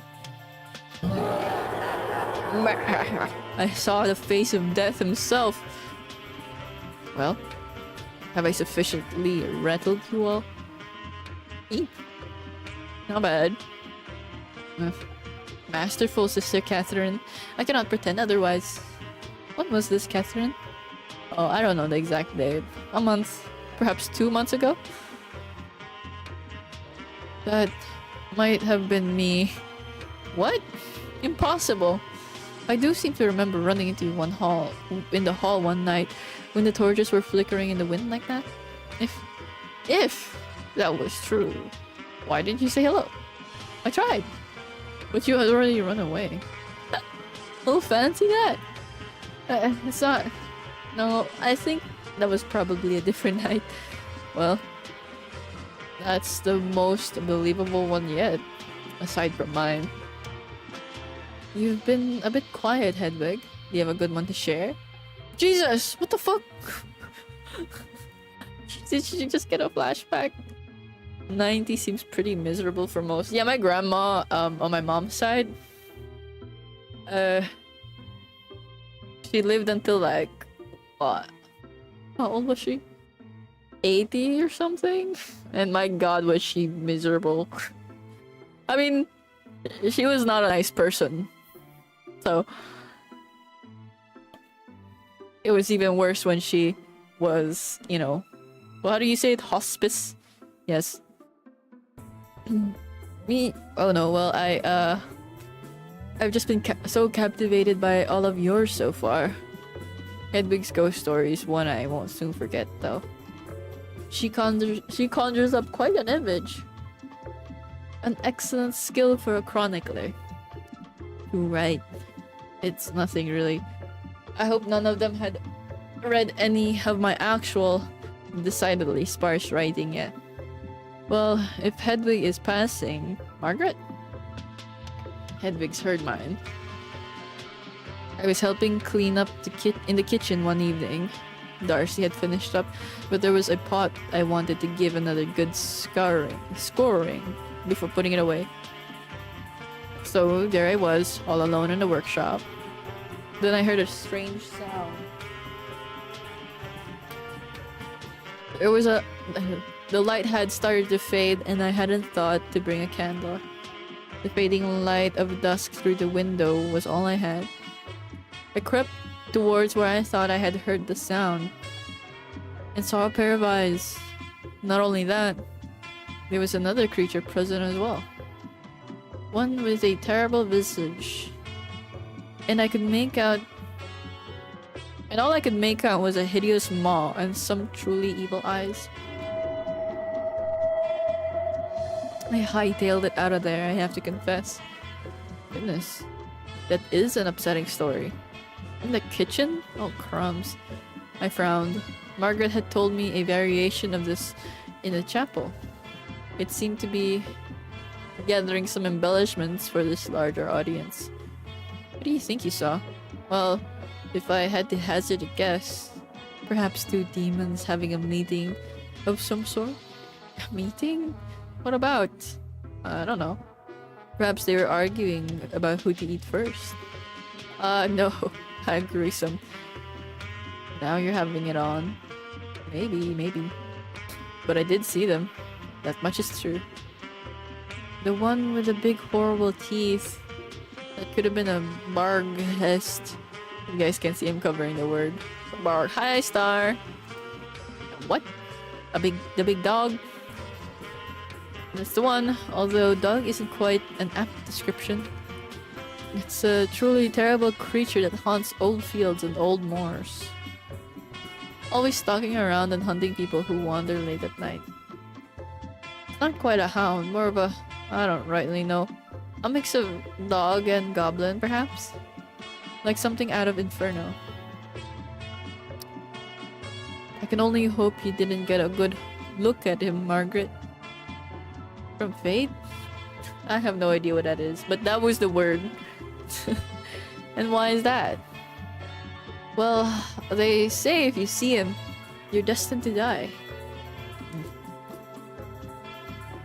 Well, I'm not worried. No? Why is that? Because I made it up. Yo, daft. Hold on.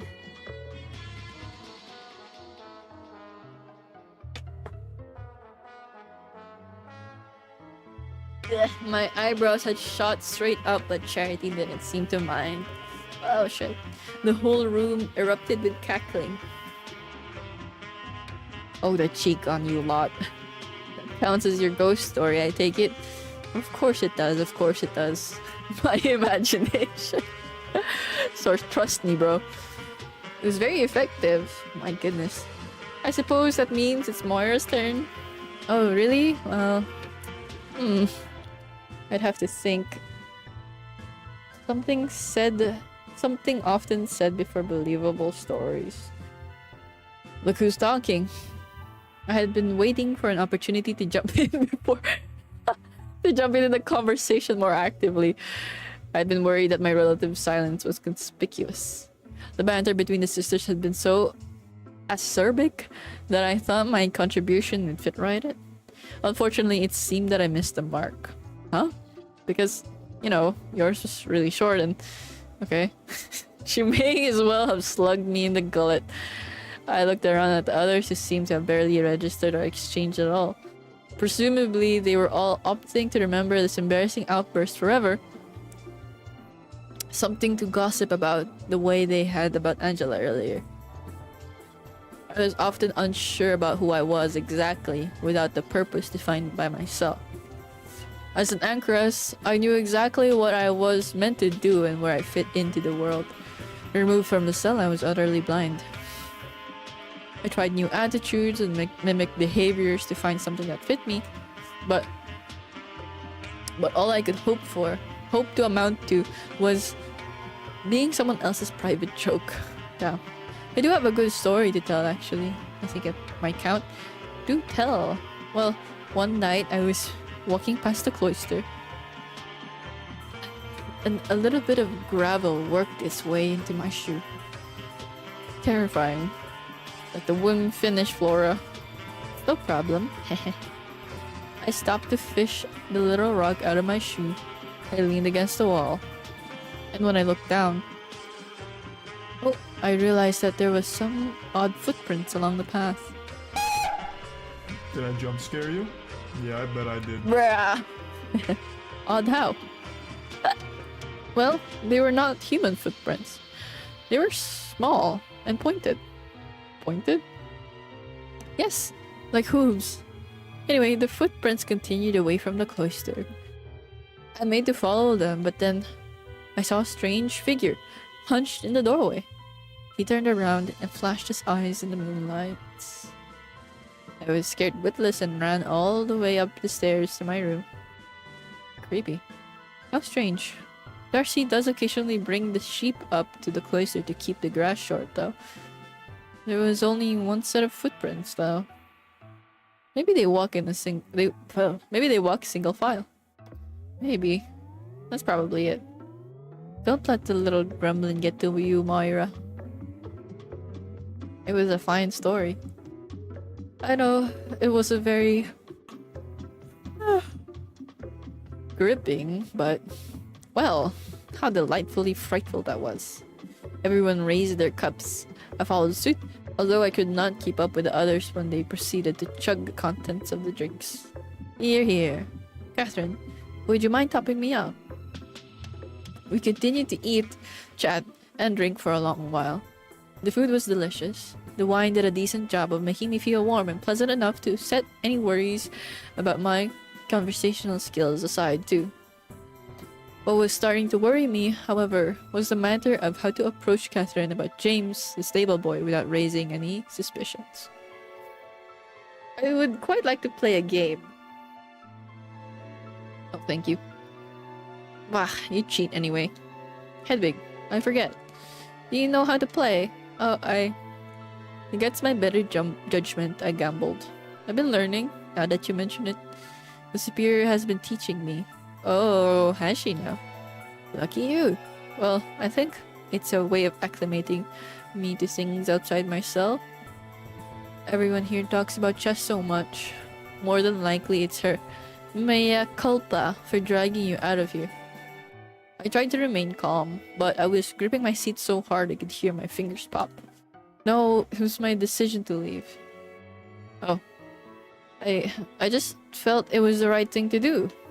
The superior explained to me that the abbey was in desperate need of a chronicler, and that this would be much quicker than sending word around the country.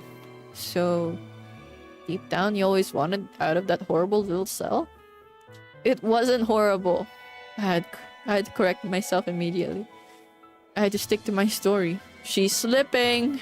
Yes, but yes, I suppose I did. Hello, Seth. I understand that to most people, lying comes easily. People do it to stay out of trouble, or to make themselves look stronger, or wiser, or more interesting to each other. It is a sin, but such is the way of this wicked world. But you must understand that I was an anchoress. I told a single lie. Here in the misericorde, committed to the superior's conspiracy, every falsehood felt like I was spitting a burr out of my mouth. You were quite a mess when I first saw you in there. Well, I wasn't dressing for an audience then, was I? Everyone chuckled. I was quickly learning that people laugh. That making people laugh was the fastest way to steer them away from the topics I didn't want to talk about. Your frock is still a bit big for you, I have to say. I think it looks nice. She looks cozy all the time. So, Hedwig. Go on then. Adela beamed at me and got up to retrieve the chessboard and pieces from the shelf. The still ample platter of meat was pushed to the side of the table to make space. One of the wineskins came dangerously close to falling to the floor before Catherine caught it. That'd be a waste. Too right. Top me up. The board was set up, save for 2 pieces. Adela approached me with her hands and balled up fists and held them out to me. Which hand? Why not just let her go first? Give her the white pieces. She's new here and our guest to boot. Nonsense. This is part of the game. Okay. Your right hand? Adela opened her right. Stop! PMO. Smile. Well, I'm not the one getting flashbanged.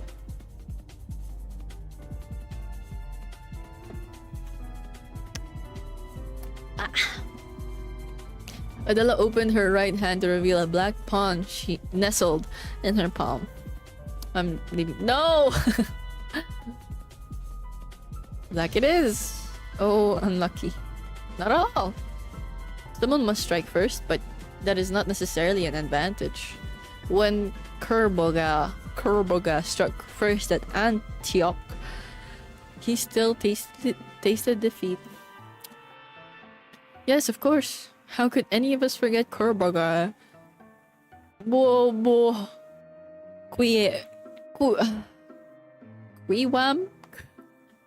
I'm sorry, I don't know how to pronounce this. Quiyam al-Dawla Kurboga rode to Antioch with his men after hearing of a Christian siege. Wait, so the Christians... didn't the Christians go first then? I think we're dividing very specific battles up into individual chess games here. To reveal a flashback. Rest in peace to anybody who is sleeping. Ad time again? I swear there was just one earlier. What the fuck? I can scroll up and there... What? The crux of the matter! Yeah. Is that Sister Hedwig will suffer no disadvantage going second.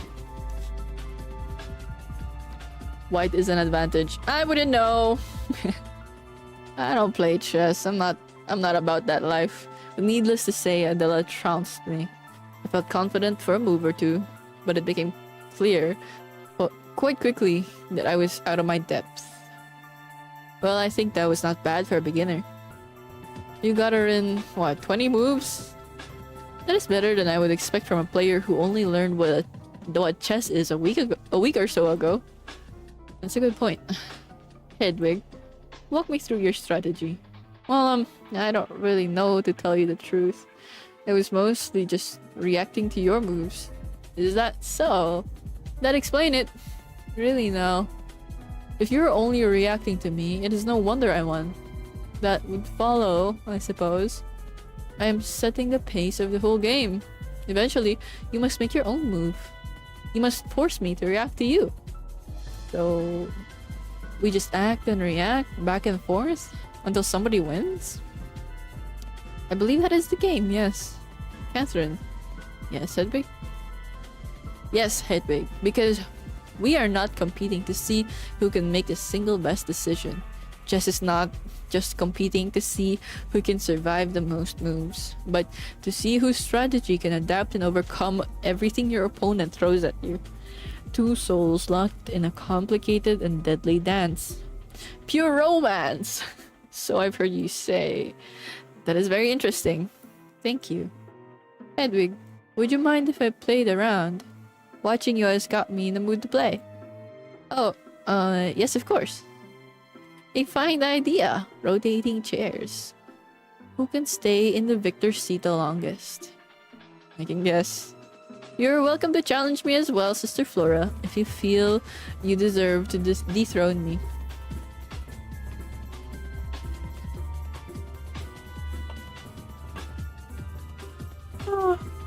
There are two chess moves that haven't been invented yet in their time. I'd think that so many chess moves wouldn't have been invented in their time. How long has chess been around? Flora rolled her eyes as I got up to offer my seat to Moira. The tight group had The tight group that had formed around the table to watch Adela and I play scattered somewhat. Margaret walked over to the shelf to peruse the entertainment on offer, and Catherine sat down closer to the fireplace. She brought a wineskin with her and poured herself another cup as soon as she was situated. I craned my neck over to see Charity's shoulder to try and watch Moira and Adela's game. I found myself surprisingly eager to learn some new tips. However, I was quickly interrupted by Catherine calling from across the room. Hedwig, have a drink with me. Oh, yes. Of course. I pulled up a chair next to her as she poured me a cup of wine. What the? She's so pretty!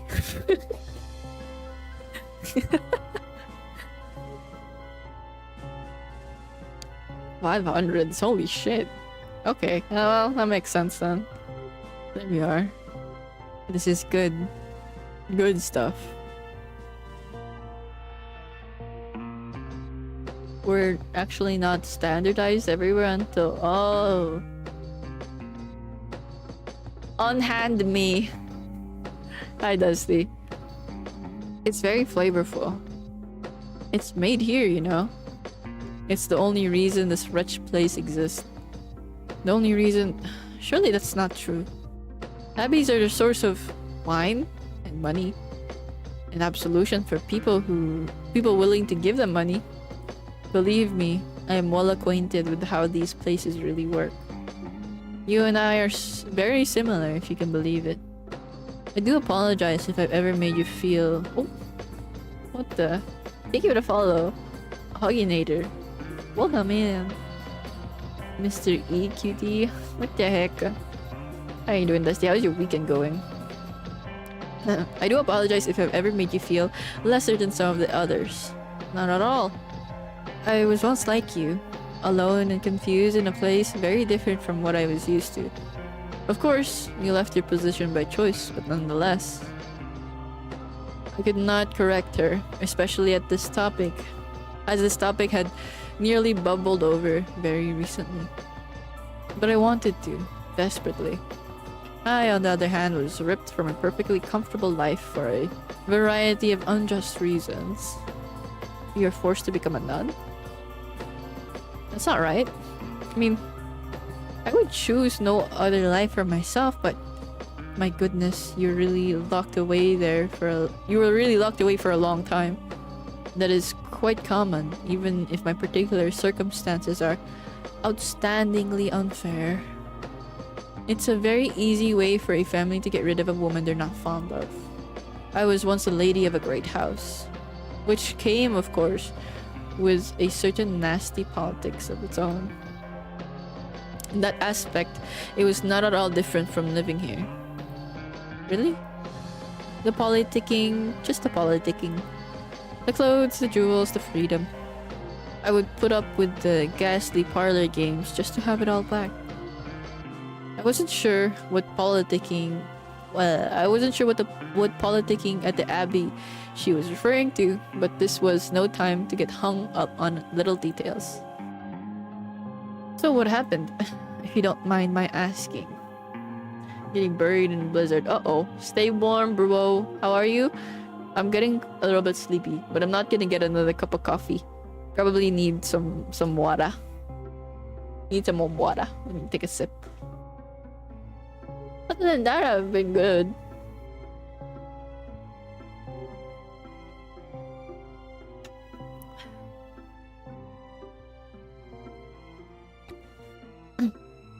Water. Yeah. I stepped on some of the wrong toes in high society. Put some noses out of joint and was accused of some unsavory things I'd rather not repeat. And so I was offered the choice of facing the court and a likely execution or taking the vows. I chose the latter. At least I can still grab onto the barest threads of life's great pleasures here, occasionally. She took a deep sip of her drink. That's, well, it just isn't right. A criticism of the church. Goodness. will make a sea dog out of you yet. I didn't say that. But if this happens often, it does sound like some people abuse the concept of the monastery. You know, I think shuffling people out of sight might be the concept of the monastery. Now that can't be true. Monasteries do wonderful things.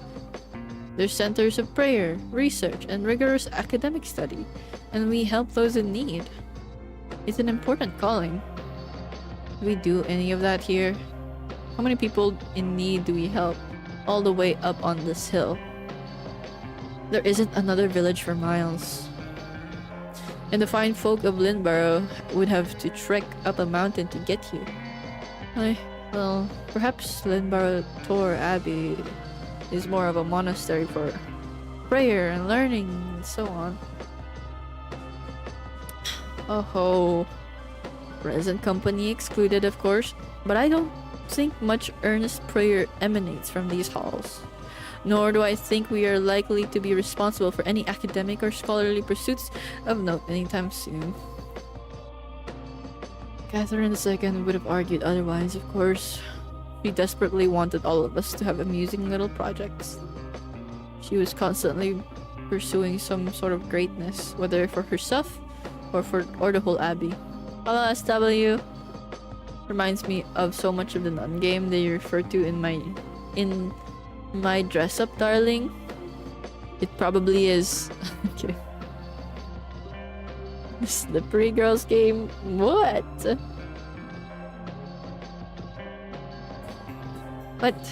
What did she want for you? She desperately wanted me to act in one of her little performances. She said I had a natural disposition for it. Did you ever take her up on it? Once or twice. I did not hate it, but acting for an audience of just a few other nuns didn't give me much satisfaction. Still, that sounds very sweet. I could have liked to have watched one of these performances. I should have liked to watch one of these performances. Oh my god, I can't fucking read. You're too sweet. Too kind. We'll beat that out of you eventually. She chuckled dryly and reached for the wineskin to pour herself another cup. But now that she's gone, the only product of note here is the wine. And when Marta eventually pops it, grim, I know, but I'm just being realistic, that'll be the last of any worth this place had gone. When the wine dries up, so will we. Speaking of, she took the wineskin and flopped it back and forth unceremoniously. Is that one dead? Goodness, you made me jump. Sorry. I'm just coming over to see if you wanted another. Oh, you're positively angelic. Hi, Mel! Margaret grinned ever so slightly and began pouring out of a much fuller looking wineskin than the deflated lump Catherine was holding. I noticed that Catherine was beginning to look a little rosy on the cheeks. I felt dastardly even considering this, but if there was ever a time to ask her about James... Wonderful. You know, this reminds me, we haven't had a proper wake for Ooh, unbelievable. Jesus. Flora was holding the platter of meat and staggering on one leg. She looked surprised that she managed to catch the food at all. Chess pieces had clattered to the floor all around the pair of players. Adela looked furious. Moira, however, was clearly trying her hardest not to laugh out loud. Catherine, Margaret, and I all hurried over to see what all the fuss was about. I'm sorry, Adela, but it's true. What on earth did you do? She used underhanded tactics to try and eke out a pathetic victory. Oh, come now. I was just playing normally. And how's that? She was taking every piece possible, whether it was logical to do so or not. Oh no, here we go. Not another argument about Bloody Maiden's chess again. I wasn't trying to do anything malicious. I just captured a lot of pieces, I suppose. You captured every time it was remotely possible, even if it was not strategically important. Violence for the sake of violence. Total barbarism. Passionless, ugly brutality. Was it really every time it was possible? Yes, do not pretend otherwise. Oh dear. Hand on heart, I promise I was not playing by Maiden's rules on purpose. What is it? What's that? I was just, well, eager? Eager? Eager to prove myself. You're very good at chess. I thought that being aggressive would be my best strategy. That could hardly be called a strategy. You and Hedwig played just the same. Well, there is one small difference. I won. Rokus laughter went up from all the sisters. All except Adela, who looked like she might need to be physically restrained from leaping onto Moira, like one of the bears Angela was so worried about. I demand a rematch. A rematch where we understand we are playing the same game by the same rules. The rules of real chess, not this oafish perversion. It will make you happy. Bye, Rabbit.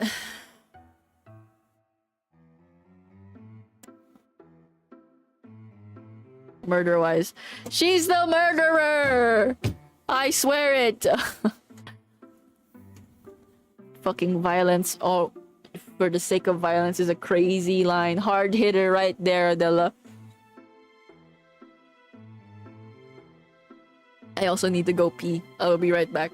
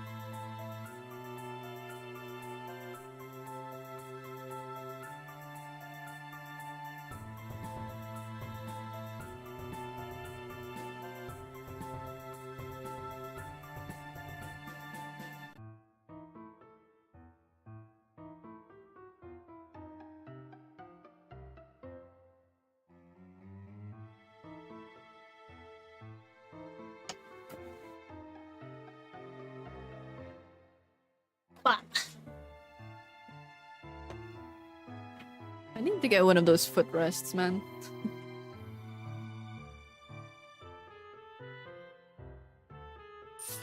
Thank you for the gift to Sia. Thank you, Up. Where were we? Where were we? Oh shit. What? We all set to work writing the table and finding all the scattered pieces that had found their way across the room. Any requests? Margaret had managed to sneak up behind me as I bent over picking up a wayward pawn. Sorry. I stood up and turned around to see her idly strumming a bulbous wooden instrument. I think it's about time for some music. Is there anything you'd like to hear? I bit my lip. I was not sure how to answer this question without sounding icier than I had wanted to be at the moment. I was trying to make friends, not alienate anyone more than I already had.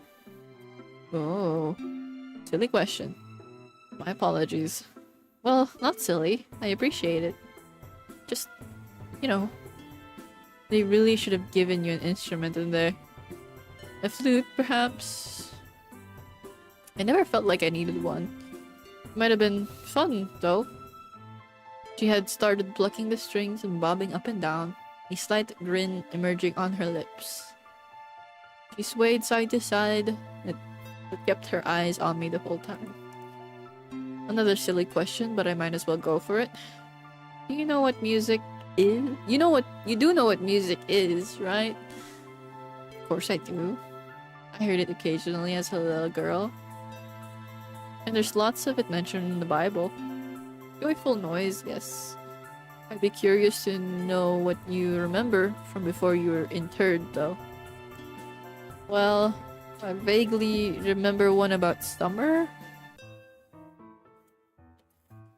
Summer is ikumen in? That must be it. It's quite old. That's something Marta would have considered out of fashion. Well, I never claimed to have been a particularly fashionable child. Summer is ikumen in. Yes, that's the one. It's a fun one. Want to sing it? Oh no, Everyone, a little musical accompaniment for this clash of armies, yes? I flushed red as everyone turned to look at us. All of the pieces had returned to the chessboard and the sisters were crowded around, save for the pawn I held in my hand. Adela held open her hand and looked at me expectantly. Instinctively, I tossed it. She snatched it out of midair and gave me a little smile as a cheer went up from around the room. Margaret played a single note. Perhaps it was the wine, or perhaps hearing everyone cheer for my expert chess piece throw had gone to my head, but I did not protest. Instead, oh, she started singing.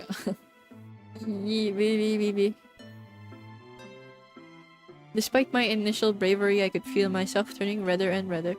However, once Margaret chimed in, the rest of the room did too. In short order, nearly everyone was singing along as Moira and Adela began their second game. I had no idea if I was anywhere close to the right tune or pitch, but it didn't matter. There was something intoxicating about hearing everyone together, loosely guided by Margaret's lute strings. The song lasted for several chess moves.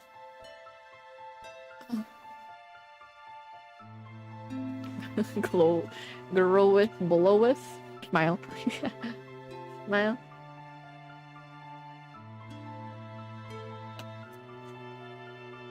When the song ended, everyone was clapping and laughing. Oh, oops. Even Flora looked amused, her usual frown twisted into something like a smile. Bloody winter, though. All the more reason for a summer tune. Hear, hear. Cups clunked together as everyone toasted. Moira and Adela's game continued at a pace. Adela looked like frustration was getting the better of her again. Her moves began to feature loud punctuation. She was practically thrusting her pieces into the board. It also looked like playing with a different set of rules was making Moira take things more seriously. She looked thoughtful and took to tenting her fingers under her nose and leaning forward between turns. Even without Moira using her old strategy, the amount of pieces was dwindling fast. Adela was certainly being more aggressive. She had navigated her queen into a domineering position on Moira's side of the board, close to her king. I think I have you. No. Moira slid her own queen further up the board, to the side. That is of no help to you. Only a handful of pawns remained on either side, save for each side's king and queen. Adela, however, seemed to be primed to deal a fatal blow. Moira had elected to move her queen further into the right-hand side of the board, presumably to pin Adela's king from afar. But it appeared as though she had moved the critical piece dangerously close to one of Adela's pawns. I think it might be? You have left your queen completely open to me. Well, not entirely. You still have to get a pawn in the position to take her. Which I shall do. She stood her pawn next to Moira's queen with dramatic confidence. Are you even playing anymore? Perhaps I have bored you? No. Just, I don't know how to put this. You can't take my queen. What do you mean? Of course I can. No, I don't think so. Moira carefully lifted her queen up, then placed it back down on the board, directly diagonal to Adela's own advancing queen. What? I must ask again, are you even paying attention?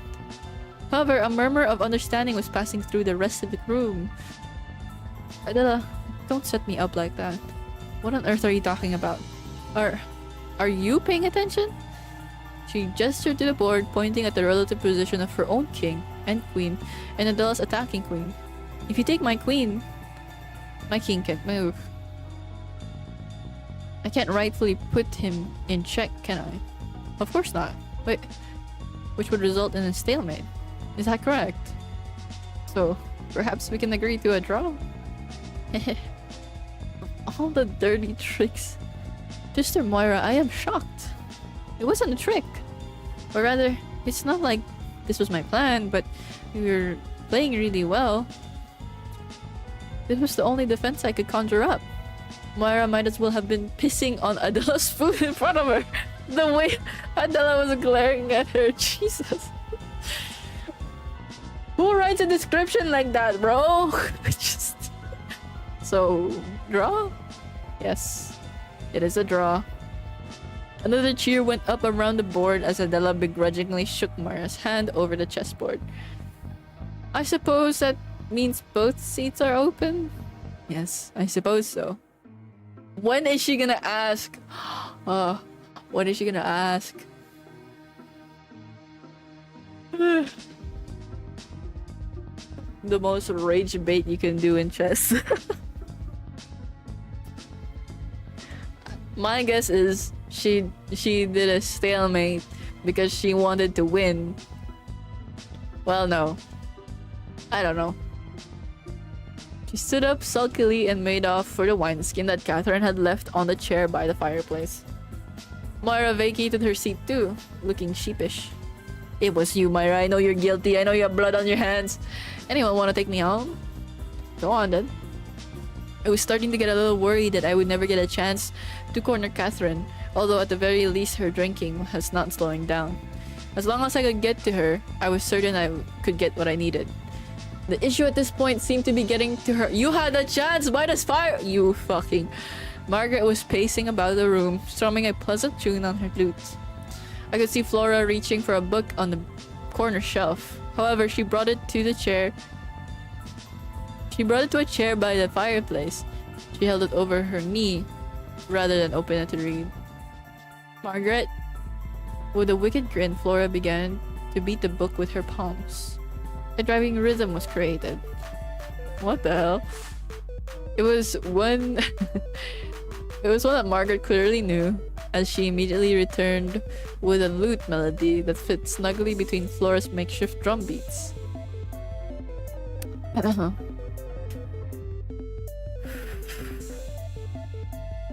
I guess you've seen how Adela reacts to her food being pissed on.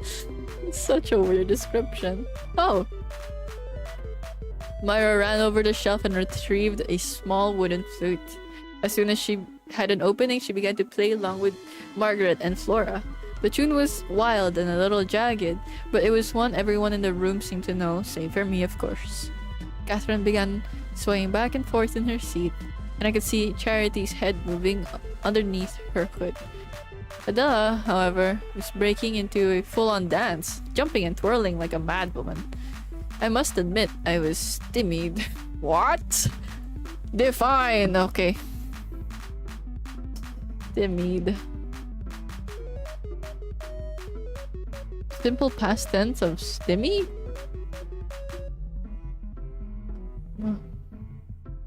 A thwart or what? Prevent the advancement or success of thwart or stump. Huh? These people were unrecognizable, and I had no idea what to do. Dance. There was no way I was going. Oh fuck! I honestly didn't read.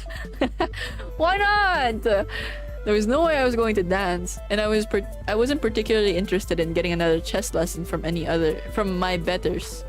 My gosh. The nun rave. To avoid looking foolish, I did the one thing available to me to feel like I belonged in the room. Drink.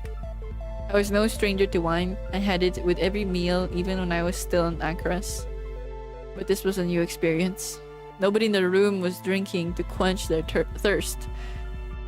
They were all drinking for the sake of drinking, chasing a stupor that was expressly discouraged, if not outright forbidden, by the text all of them held sacred. What was I to do? I was conscious enough to understand that this was not the time to proselyte. Define! Define!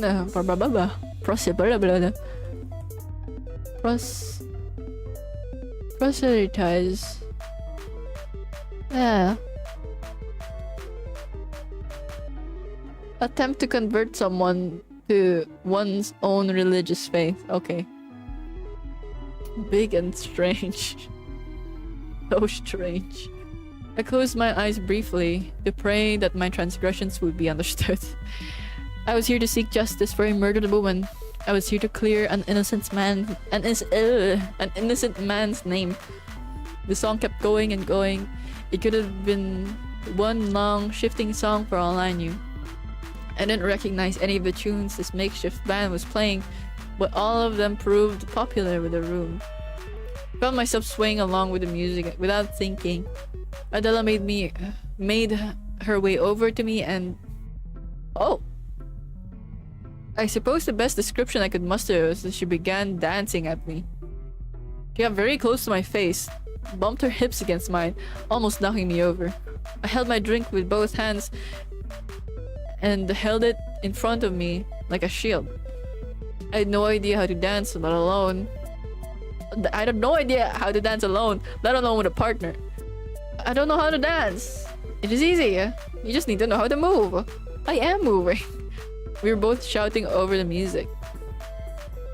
Adela laughed and retreated away while shaking to the beat of Flora's book drum.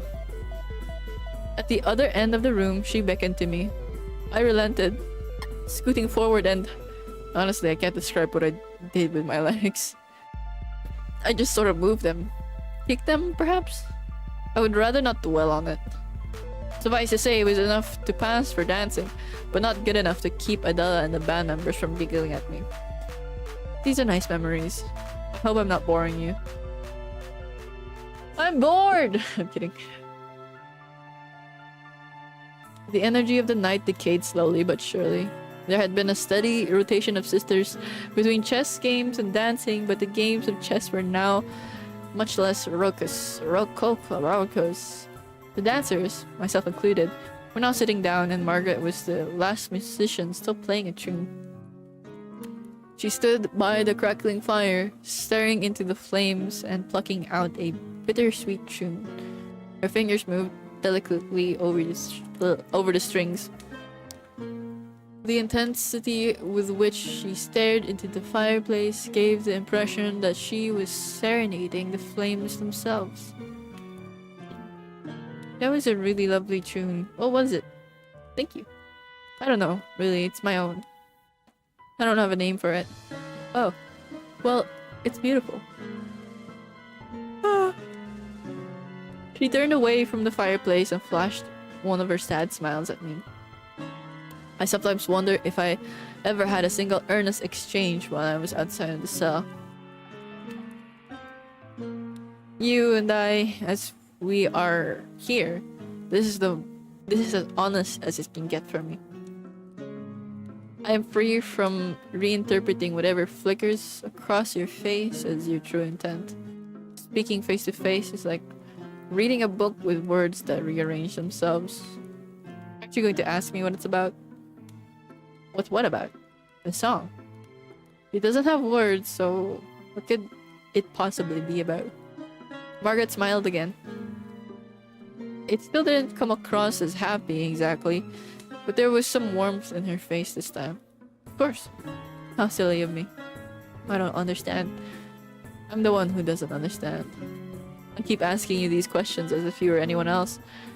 Am I so different? Compared to these women? She tilted her head towards the others, who were all preoccupied in quiet conversations of their own. Very. None of them see the world quite like you do. That makes me sound a little too important. I didn't say you were better than them. And for that matter, I don't think they're better than you. Everyone here is just different. And you're different in a very interesting way. We speak the same language, but sometimes I feel like I barely understand anyone. Or that nobody understands you. I felt the same way. And I've often wondered Is the onus to change on you or them? Me. That was a quick answer. Well, why should it be anyone else's responsibility? Very noble. But that... But by that same token, why should it be yours? Because I'm new. And I'm more out of place than they are. There are more of you than me, if that makes sense. More people who have lived their lives outside of little rooms. I couldn't possibly demand everyone else to start making concessions for me. It's very interesting. When I asked you what the song meant, what was your first reaction? Inside? In your mind before you spoke? I thought, how can a song with no words mean anything? My response was earnest, I assure you. You are very honest. Does the music make you feel something, though? It's very sad compared to what you're all playing before. You can tell? That's wonderful. But still, your question is perfectly valid. There are no words, so how could it have any meaning? I came up with this tune when I was feeling rather melancholy. I think the notes match. These notes sound sad to me. Hi, monkey! A rapper instead, so true and real. A nun spitting bars, can you imagine? Oh my god, I'm getting so sleepy. I'm gonna take a nap. How has it been almost 3 hours already? That's insane. God damn. Okay. I have no idea how I would know that, and even less of an idea how you might know it. Oops. Anyway, it was silly of me to ask, but it does seem like deep down you understood me. It's fascinating, but I don't understand a word of it. He chuckled. This is the sort of thing me and Catherine used to talk about. Thank you, Hedwig. Is it really? Yes. I must admit I'm cribbing from her work a little here. She asked me these questions almost exactly once upon a time. When I was new, I told her about how when I was a little girl, it was the hymns that kept me interested in math. Math? Despite not knowing what any of these lyrics meant. She laughed and said that was proof that God was in the music itself. I didn't understand what she meant at the time. I didn't agree. I still might have some complicated thoughts about all of it. But whenever I play music, I think about that. I miss her laugh. She began to pluck a new tune on her instrument. Turn it up!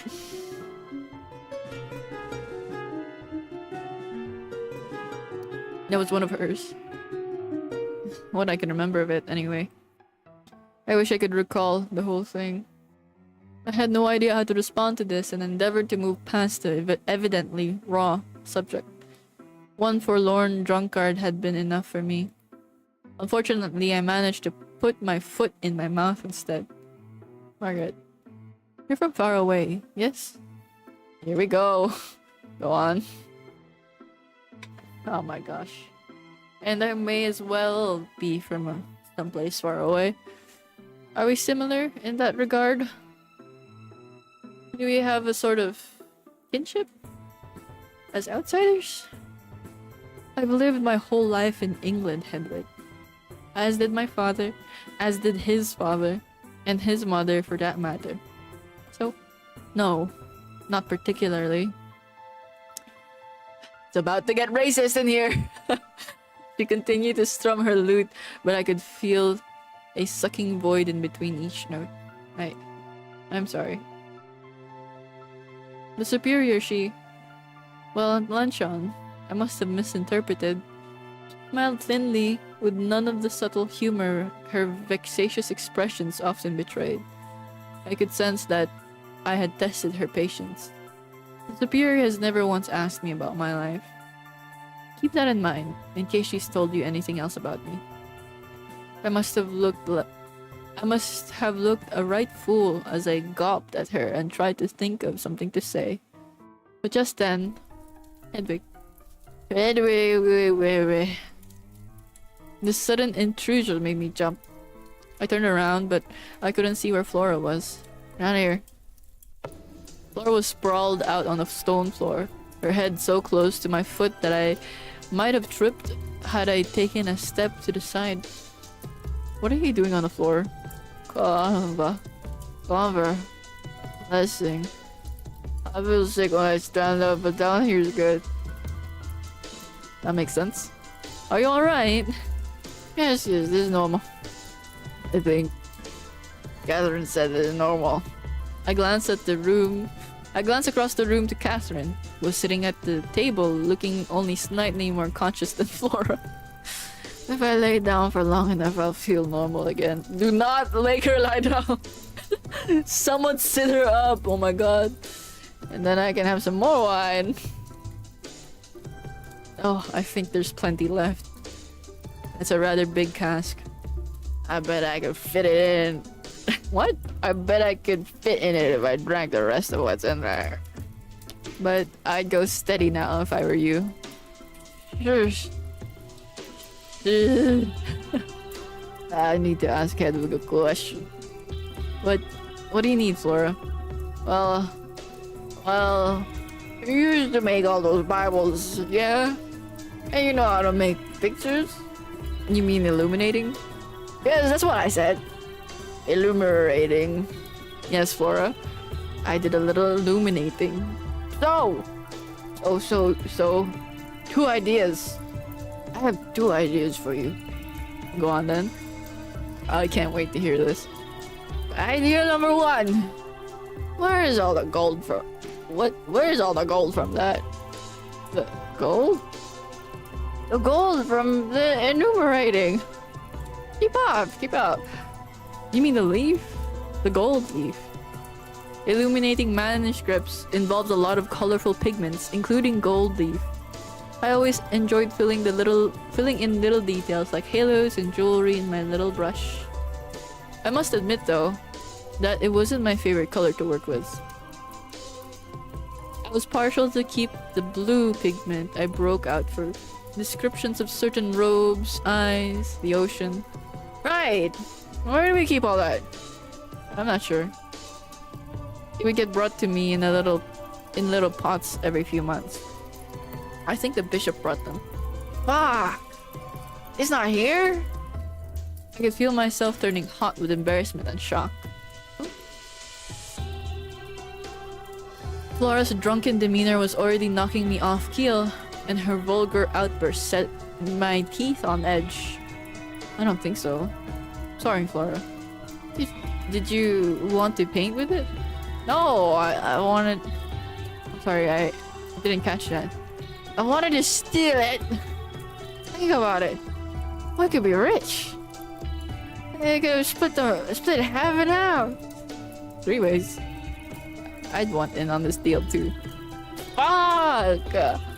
Fair's fair, I suppose. That's... Flora, how could you? I don't think you need to take this very seriously. Plotting to rob the abbey or worse? I don't know how to say that. Diocese itself.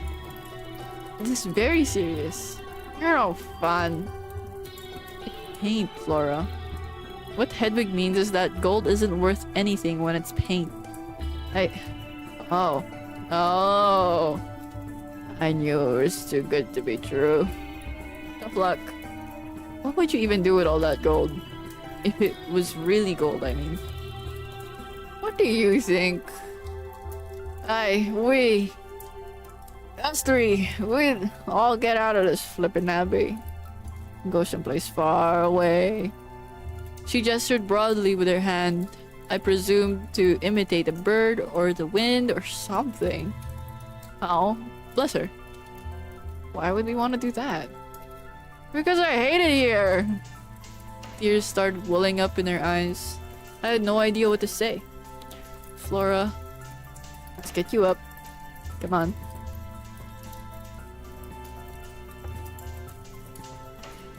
Isn't Colorfast Rembrandt was famous for his blues, but they never survived. Yeah, that's well. What kind of blues were available to them back in the day?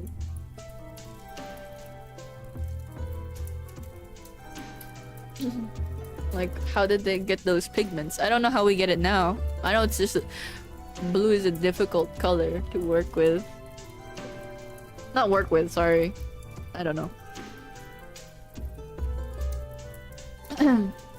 She extended her hand down to Flora. I followed suit, although I'm not sure I was much help. We dragged the poor girl to her feet and brought her to one of the chairs by the fireplace. She looked positively sodden. I hated you so much. There. Truly don't mean that. Margaret shot me a look, and for the first time ever I could sense true venom behind her eyes. Oh. It was the briefest flash of anger, but it was enough to make me feel like a flower looking up at a boot. Why do you hate it here, Flora? There's nothing to do. I'm all alone. Margaret reached out and clasped her shoulder. You aren't alone, but I understand. I am, though. There's no one my age here. Nobody talks to me. I don't know what I'm doing here. I never wanted to join the covenant. She broke down into hiccuping sobs. Margaret got down on one knee and squeezed Flora's hand in hers. I was too much of a coward to follow suit. All I could do was stand there stupidly, hoping that some of the immense pity I was feeling would be detectable to Flora and Margaret. I wanted to help, but I had not a single earthly idea what help looked like. You never had a choice, did you, Flora? Flora shook her head. I miss Catherine. I do too. She would talk to me. She was you lots... What? She was you lots age, but at least she knew how to listen. She was the only one who felt like a real sister to me. I opened my mouth to point out that sister was merely a title, but thought better of it. Catherine made time for everyone. I'm sorry if it feels like we haven't made any time for you, Flora. I can try harder. But I like being alone. She started sobbing again. I was bewildered by this contradiction, but Margaret just smiled. I do understand. I really do. Us old fogies? I don't know how to say that word. Aren't much fun to be around, are we? Flora shook her head and Margaret chuckled. For all you have, I'm afraid. Not if I leave. You can't leave, Flora. None of us can. Our vows are perpetual. They don't have to be. I mean, Hedwig. She pointed at me weakly. Hedwig broke hers and she was an actress or what have you. That was very different, Flora. How? I had an answer for this, but I could not share it. Instead, I had to stew in the uncomfortable silence between the three of us. I'm certain that's a more complicated situation, Flora. Oh, maybe I could be more complicated. I would be happy telling people it was complicated if they asked me how I could leave. There's always other convents you could transfer to one day. You could go to London or Spain. I'm sure they have a lot more nuns in your age in abbeys that aren't in the middle of nowhere like our boring old place. Remember when Catherine and you were planning a visit to Italy? Yeah. Maybe we can try and put something like that together again for you. I just hate to see you break your vows and throw your life away. Would that be so bad? Yes. The two of them turned to look at me inquisitively. Eesh. A trace of some rage I had sensed earlier flickered behind Margaret's eyes, but I forged onward. Take it from me, Flora. Don't break your vows. Your life might feel difficult sometimes, but those struggles are nothing compared to the regret you would feel breaking that oath. If the guilt didn't consume you, the world would. No man would marry you. No lord would want your service. You have nowhere to go back to but the church. and then you would be right back where you started, feeling all the same things, but with the added yoke of despair that no matter how hard you threw yourself into the work, no matter how much you believed in your vows this time, that you had made that choice, that you were once an apostate. That's a milestone, that's a millstone that you could never take off. Flora looked ready to burst into tears again. Margaret cast her eyes to the floor. How would you know? Because that's how I feel every day, Flora. Mr. Margaret is right. My choice was complicated, but I've regretted it every day since, and I will for every waking moment of my life. You don't want to end up like me. Hedwig is right, Flora. Leaving this knife can be very tempting, but there's really nowhere else to go. I don't know. I don't know if that makes me feel any better. I promise I will do whatever I can to make you feel more at home. Hedwig will too. Won't you, Hedwig? Of course. Thank you. She sniffled and pulled her hand away from Margaret's. She twiddled her thumb together in her lap and feebly attempted a smile. I guess it's just a wine. I mean, where would I go? You can still travel the world if you really want to. There's no reason we can't ask the Superior to send you somewhere nice one day. We just don't want you to throw your life away. Believe me, everyone in this room has been where you are right now. Really? When I was your age, I once tried to escape in the back of the delivery cart. I was going to hop off in the village and get a boat to cross the lake.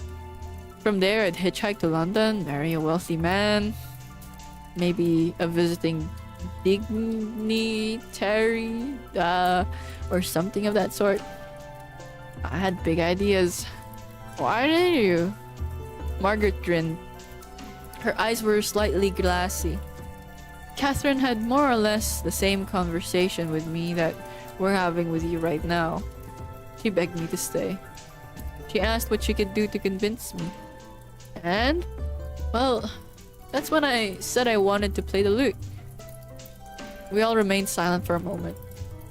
Flora, forgive me, but earlier you said you had 2 ideas. Is there something someone could do? Oh, yeah. No, it was nothing. Go on. Tell us. I was gonna ask if you could teach me what you know about illumination, Hedwig. Oh, that's cute. After all, I need some skills if I were to leave, wouldn't I? You wanted to steal a bunch of gold paint to fund your life on the run as an artist? Margaret started to giggle. Flora looked affronted at first, but eventually joined in with a quiet chuckle of her own. Shut up. No, I like it. It's better than my plan was. Well, I'm rubbish at drawing, so it's a bit of a non-starter. Hedwig will teach you. Huh? Won't you, Hedwig? Margaret's tone was light, but she was looking at me with a grim intensity. Of course I will. I can't promise much.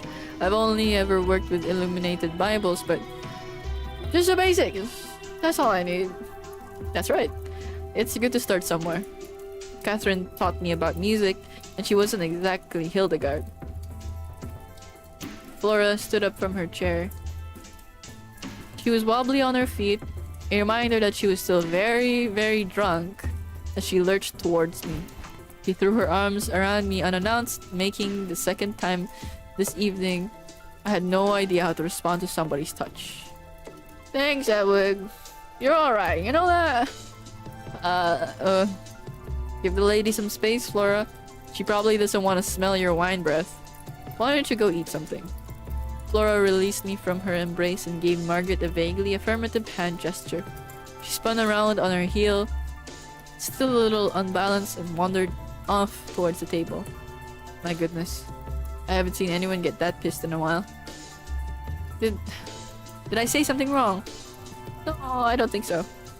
I think we did the best we could. Did you mean it? Mean what? About breaking your vows? Do you really feel that way? Oh. Yes. There's no sense in walking things backward. Huh. Why did you do it then? In retrospect, I probably would not have made the same decision. That's why I felt it was worth telling Flora. Margaret nodded thoughtfully. Well, lovely chatting with you. She picked up her lute from the chair next to the one Flora had been sitting in, and then left to put it back on the shelf. Crumbs.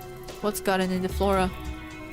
Catherine had wandered over to our side of the misericorde, nursing a drink in one hand and resting the other on a hip. Oh, I think she just had a little too much to drink. Too right. I think she's drunk too, so I'm gonna give her a drunk voice. I heard her bawling over there and thought to stay out of it, but now she's at the table yammering on about cats. How are you faring? I'm well. Having fun. To a degree. We've been consoling Flora. It worked. She's back to being quite irritating. Well, you can thank Hedwig. She's the expert. Oh, did you impart some of your anchor's wisdom? Yeah. Yes, I suppose I did. It was tough, but it was what Flora needed to hear. Marvelous. I still remember I still remember visiting your odd little window and asking all about something or other. You're quite a blunt instrument, if I recall. Was I? I once came to the window to ask what the punishment for breaking a promise was. We were prepared with a whole lecture about how I shouldn't be taking any oaths in the first place, with several citations from Matthew on hand, of course. I'm afraid I don't remember that. It was years and years ago. That doesn't surprise me. Do you remember any of our questions? Do you know who asked what? I remember questions, but not who asked them. I wouldn't tell if anyone did. Good. I mean, not why I was asking, but good. Oh, why were you asking? So, how's your first thingy? Oh, it's been fun. Don't worry about Flora. Someone always cries in one of these. Sometimes more than one person. Oh no, it's her more often than not. Me crying? Absolutely untrue. I have a reputation to maintain. Uh-huh. Then let's flip the table over. Someone started getting weepy. I'd say you're getting about as righteous an education in misericorde etiquette as you possibly could have. It's certainly been a learning experience. Oh, but it's been fun, right? We've been having fun. Catherine was just as wine-addled as Flora had been, but it was clearly affecting her differently. Flora had almost seemed like a different girl. Catherine was simply multiplied. Whatever clarity she had been experiencing when we chatted by the fire earlier had been enhanced with a slightly manic energy. I'm having fun. Yes, absolutely. Good. Because you know the superior would have me hanged if you didn't have a good time. Really? She put you up to this? Oh, good heavens, no. I can just intuit these things. You know? I can just see her bearing down on me. Because you complained. I don't complain to the superior. That's good. I mean, not that you have anything to complain about. Sorry, I wasn't insinuating you would complain. It's just that... Wait, by the way, actually, did you know that cow Angela complained about me to her once? To get back at me for I forgot what I was going with this. You were going to sit down and take it easy, I think. Yes, yeah, okay, I'm not getting confused who's talking. Thank you, Margaret. Yes, I was. I could sense that my window was closing. Catherine was a very different kind of drunk than Flora, but it seemed like she was not too far from falling to the floor. Actually, Margaret, could you give us a minute? Of course. She looked a little confused, but she obliged. Oh, thank you for the hydrate. Love her. Love her.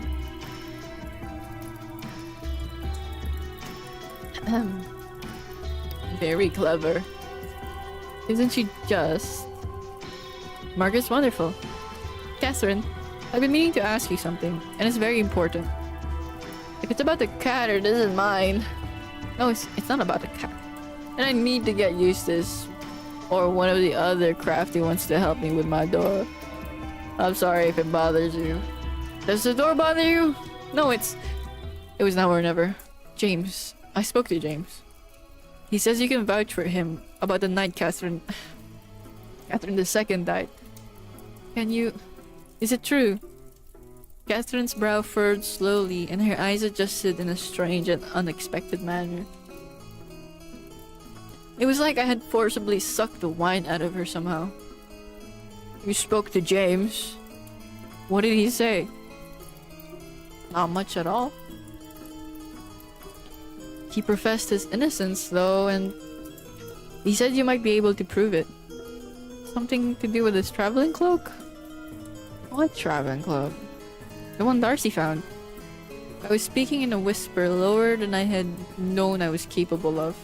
I was terrified that someone might overhear, but there was no turning back now. Not here. We can't talk about this here.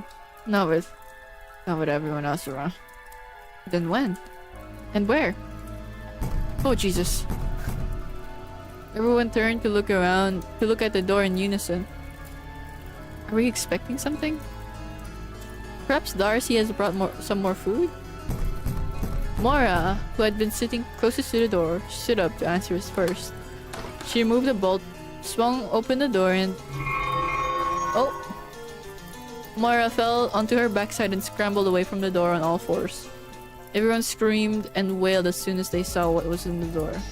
But the same hulking figure that had threatened me at the end of the hallway all those nights ago. The cloaked figure lumbered forward, its metal boots... Oh! I need to charge my phone. Sorry. I mean, I guess it's been 3 hours. Sorry. The cloaked figure lumbered forward. Blah blah blah blah blah. Everyone made for the back of the room as fast as they could, all yelling atop of their lungs. I myself felt absolutely petrified, but I could not bring myself to move.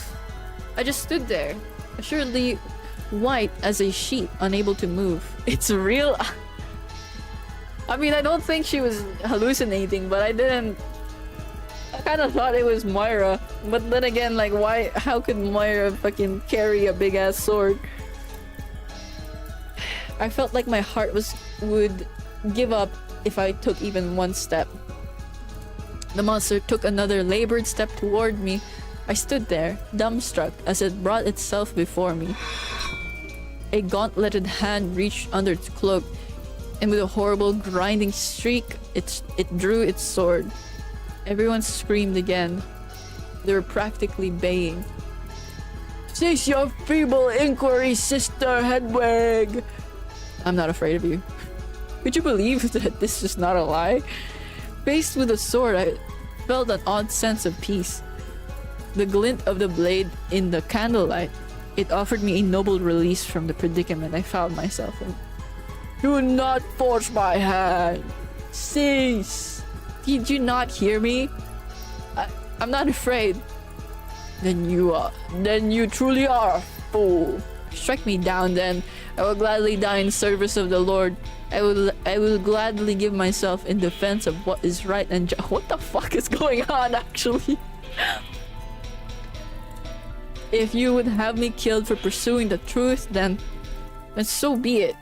Huh? I can practically hear everyone said, tilting in confusion at once. A musical chord of rustling fabric. I grow tired of this conversation. Consider this a warning.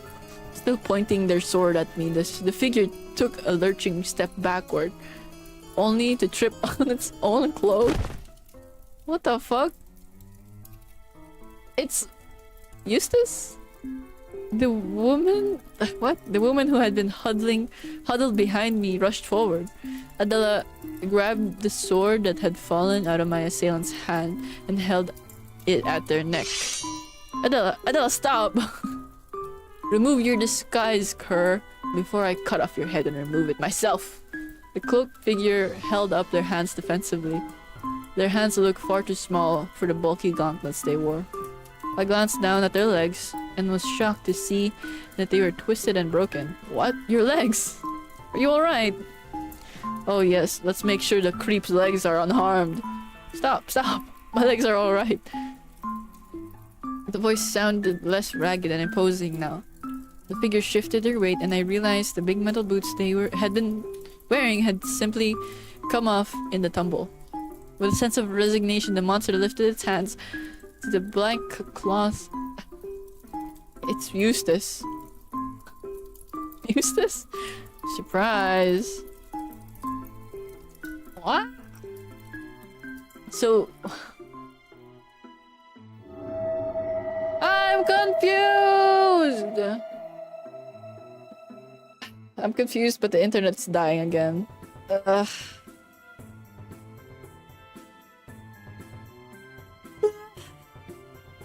Okay. Let's save.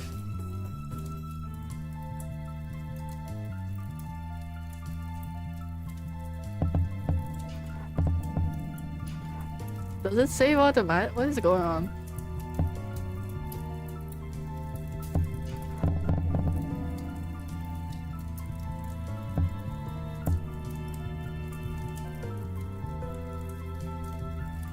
Monday 23. Okay. Okay.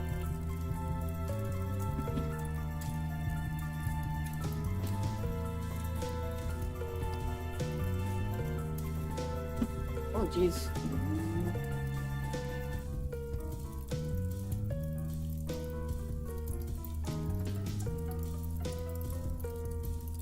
Hi, hello Shimachi. Let's call it a day. My throat is fried. Yeah, the buffering wasn't just you. My OBS was dying again. Let's call it a day, shall we? I know, was it 3 hours? But yes. When it rains.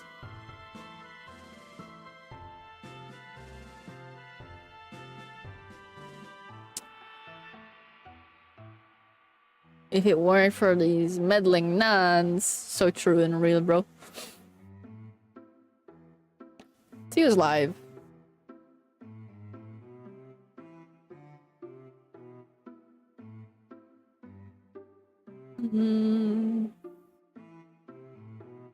I came.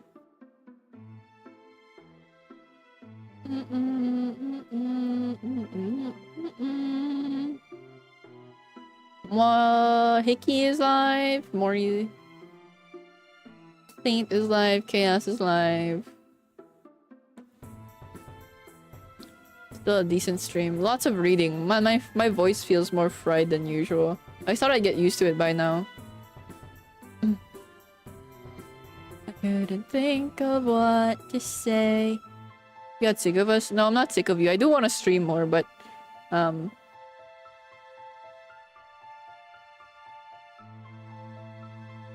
yes. This meeting after school. We would go out home and start right back again. Alright, let's read Mori. I think I love when it rains.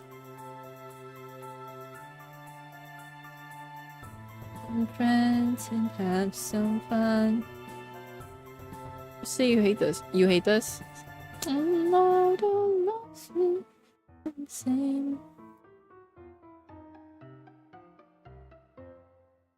In your place when we're done.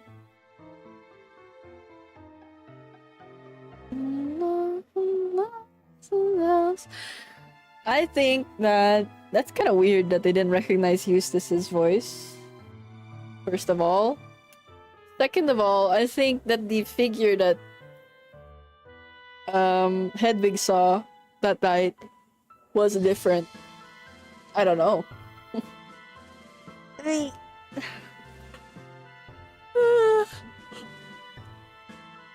I would love a nap right now. Alright, if you're still here, please say aye so I can say goodbye to you properly.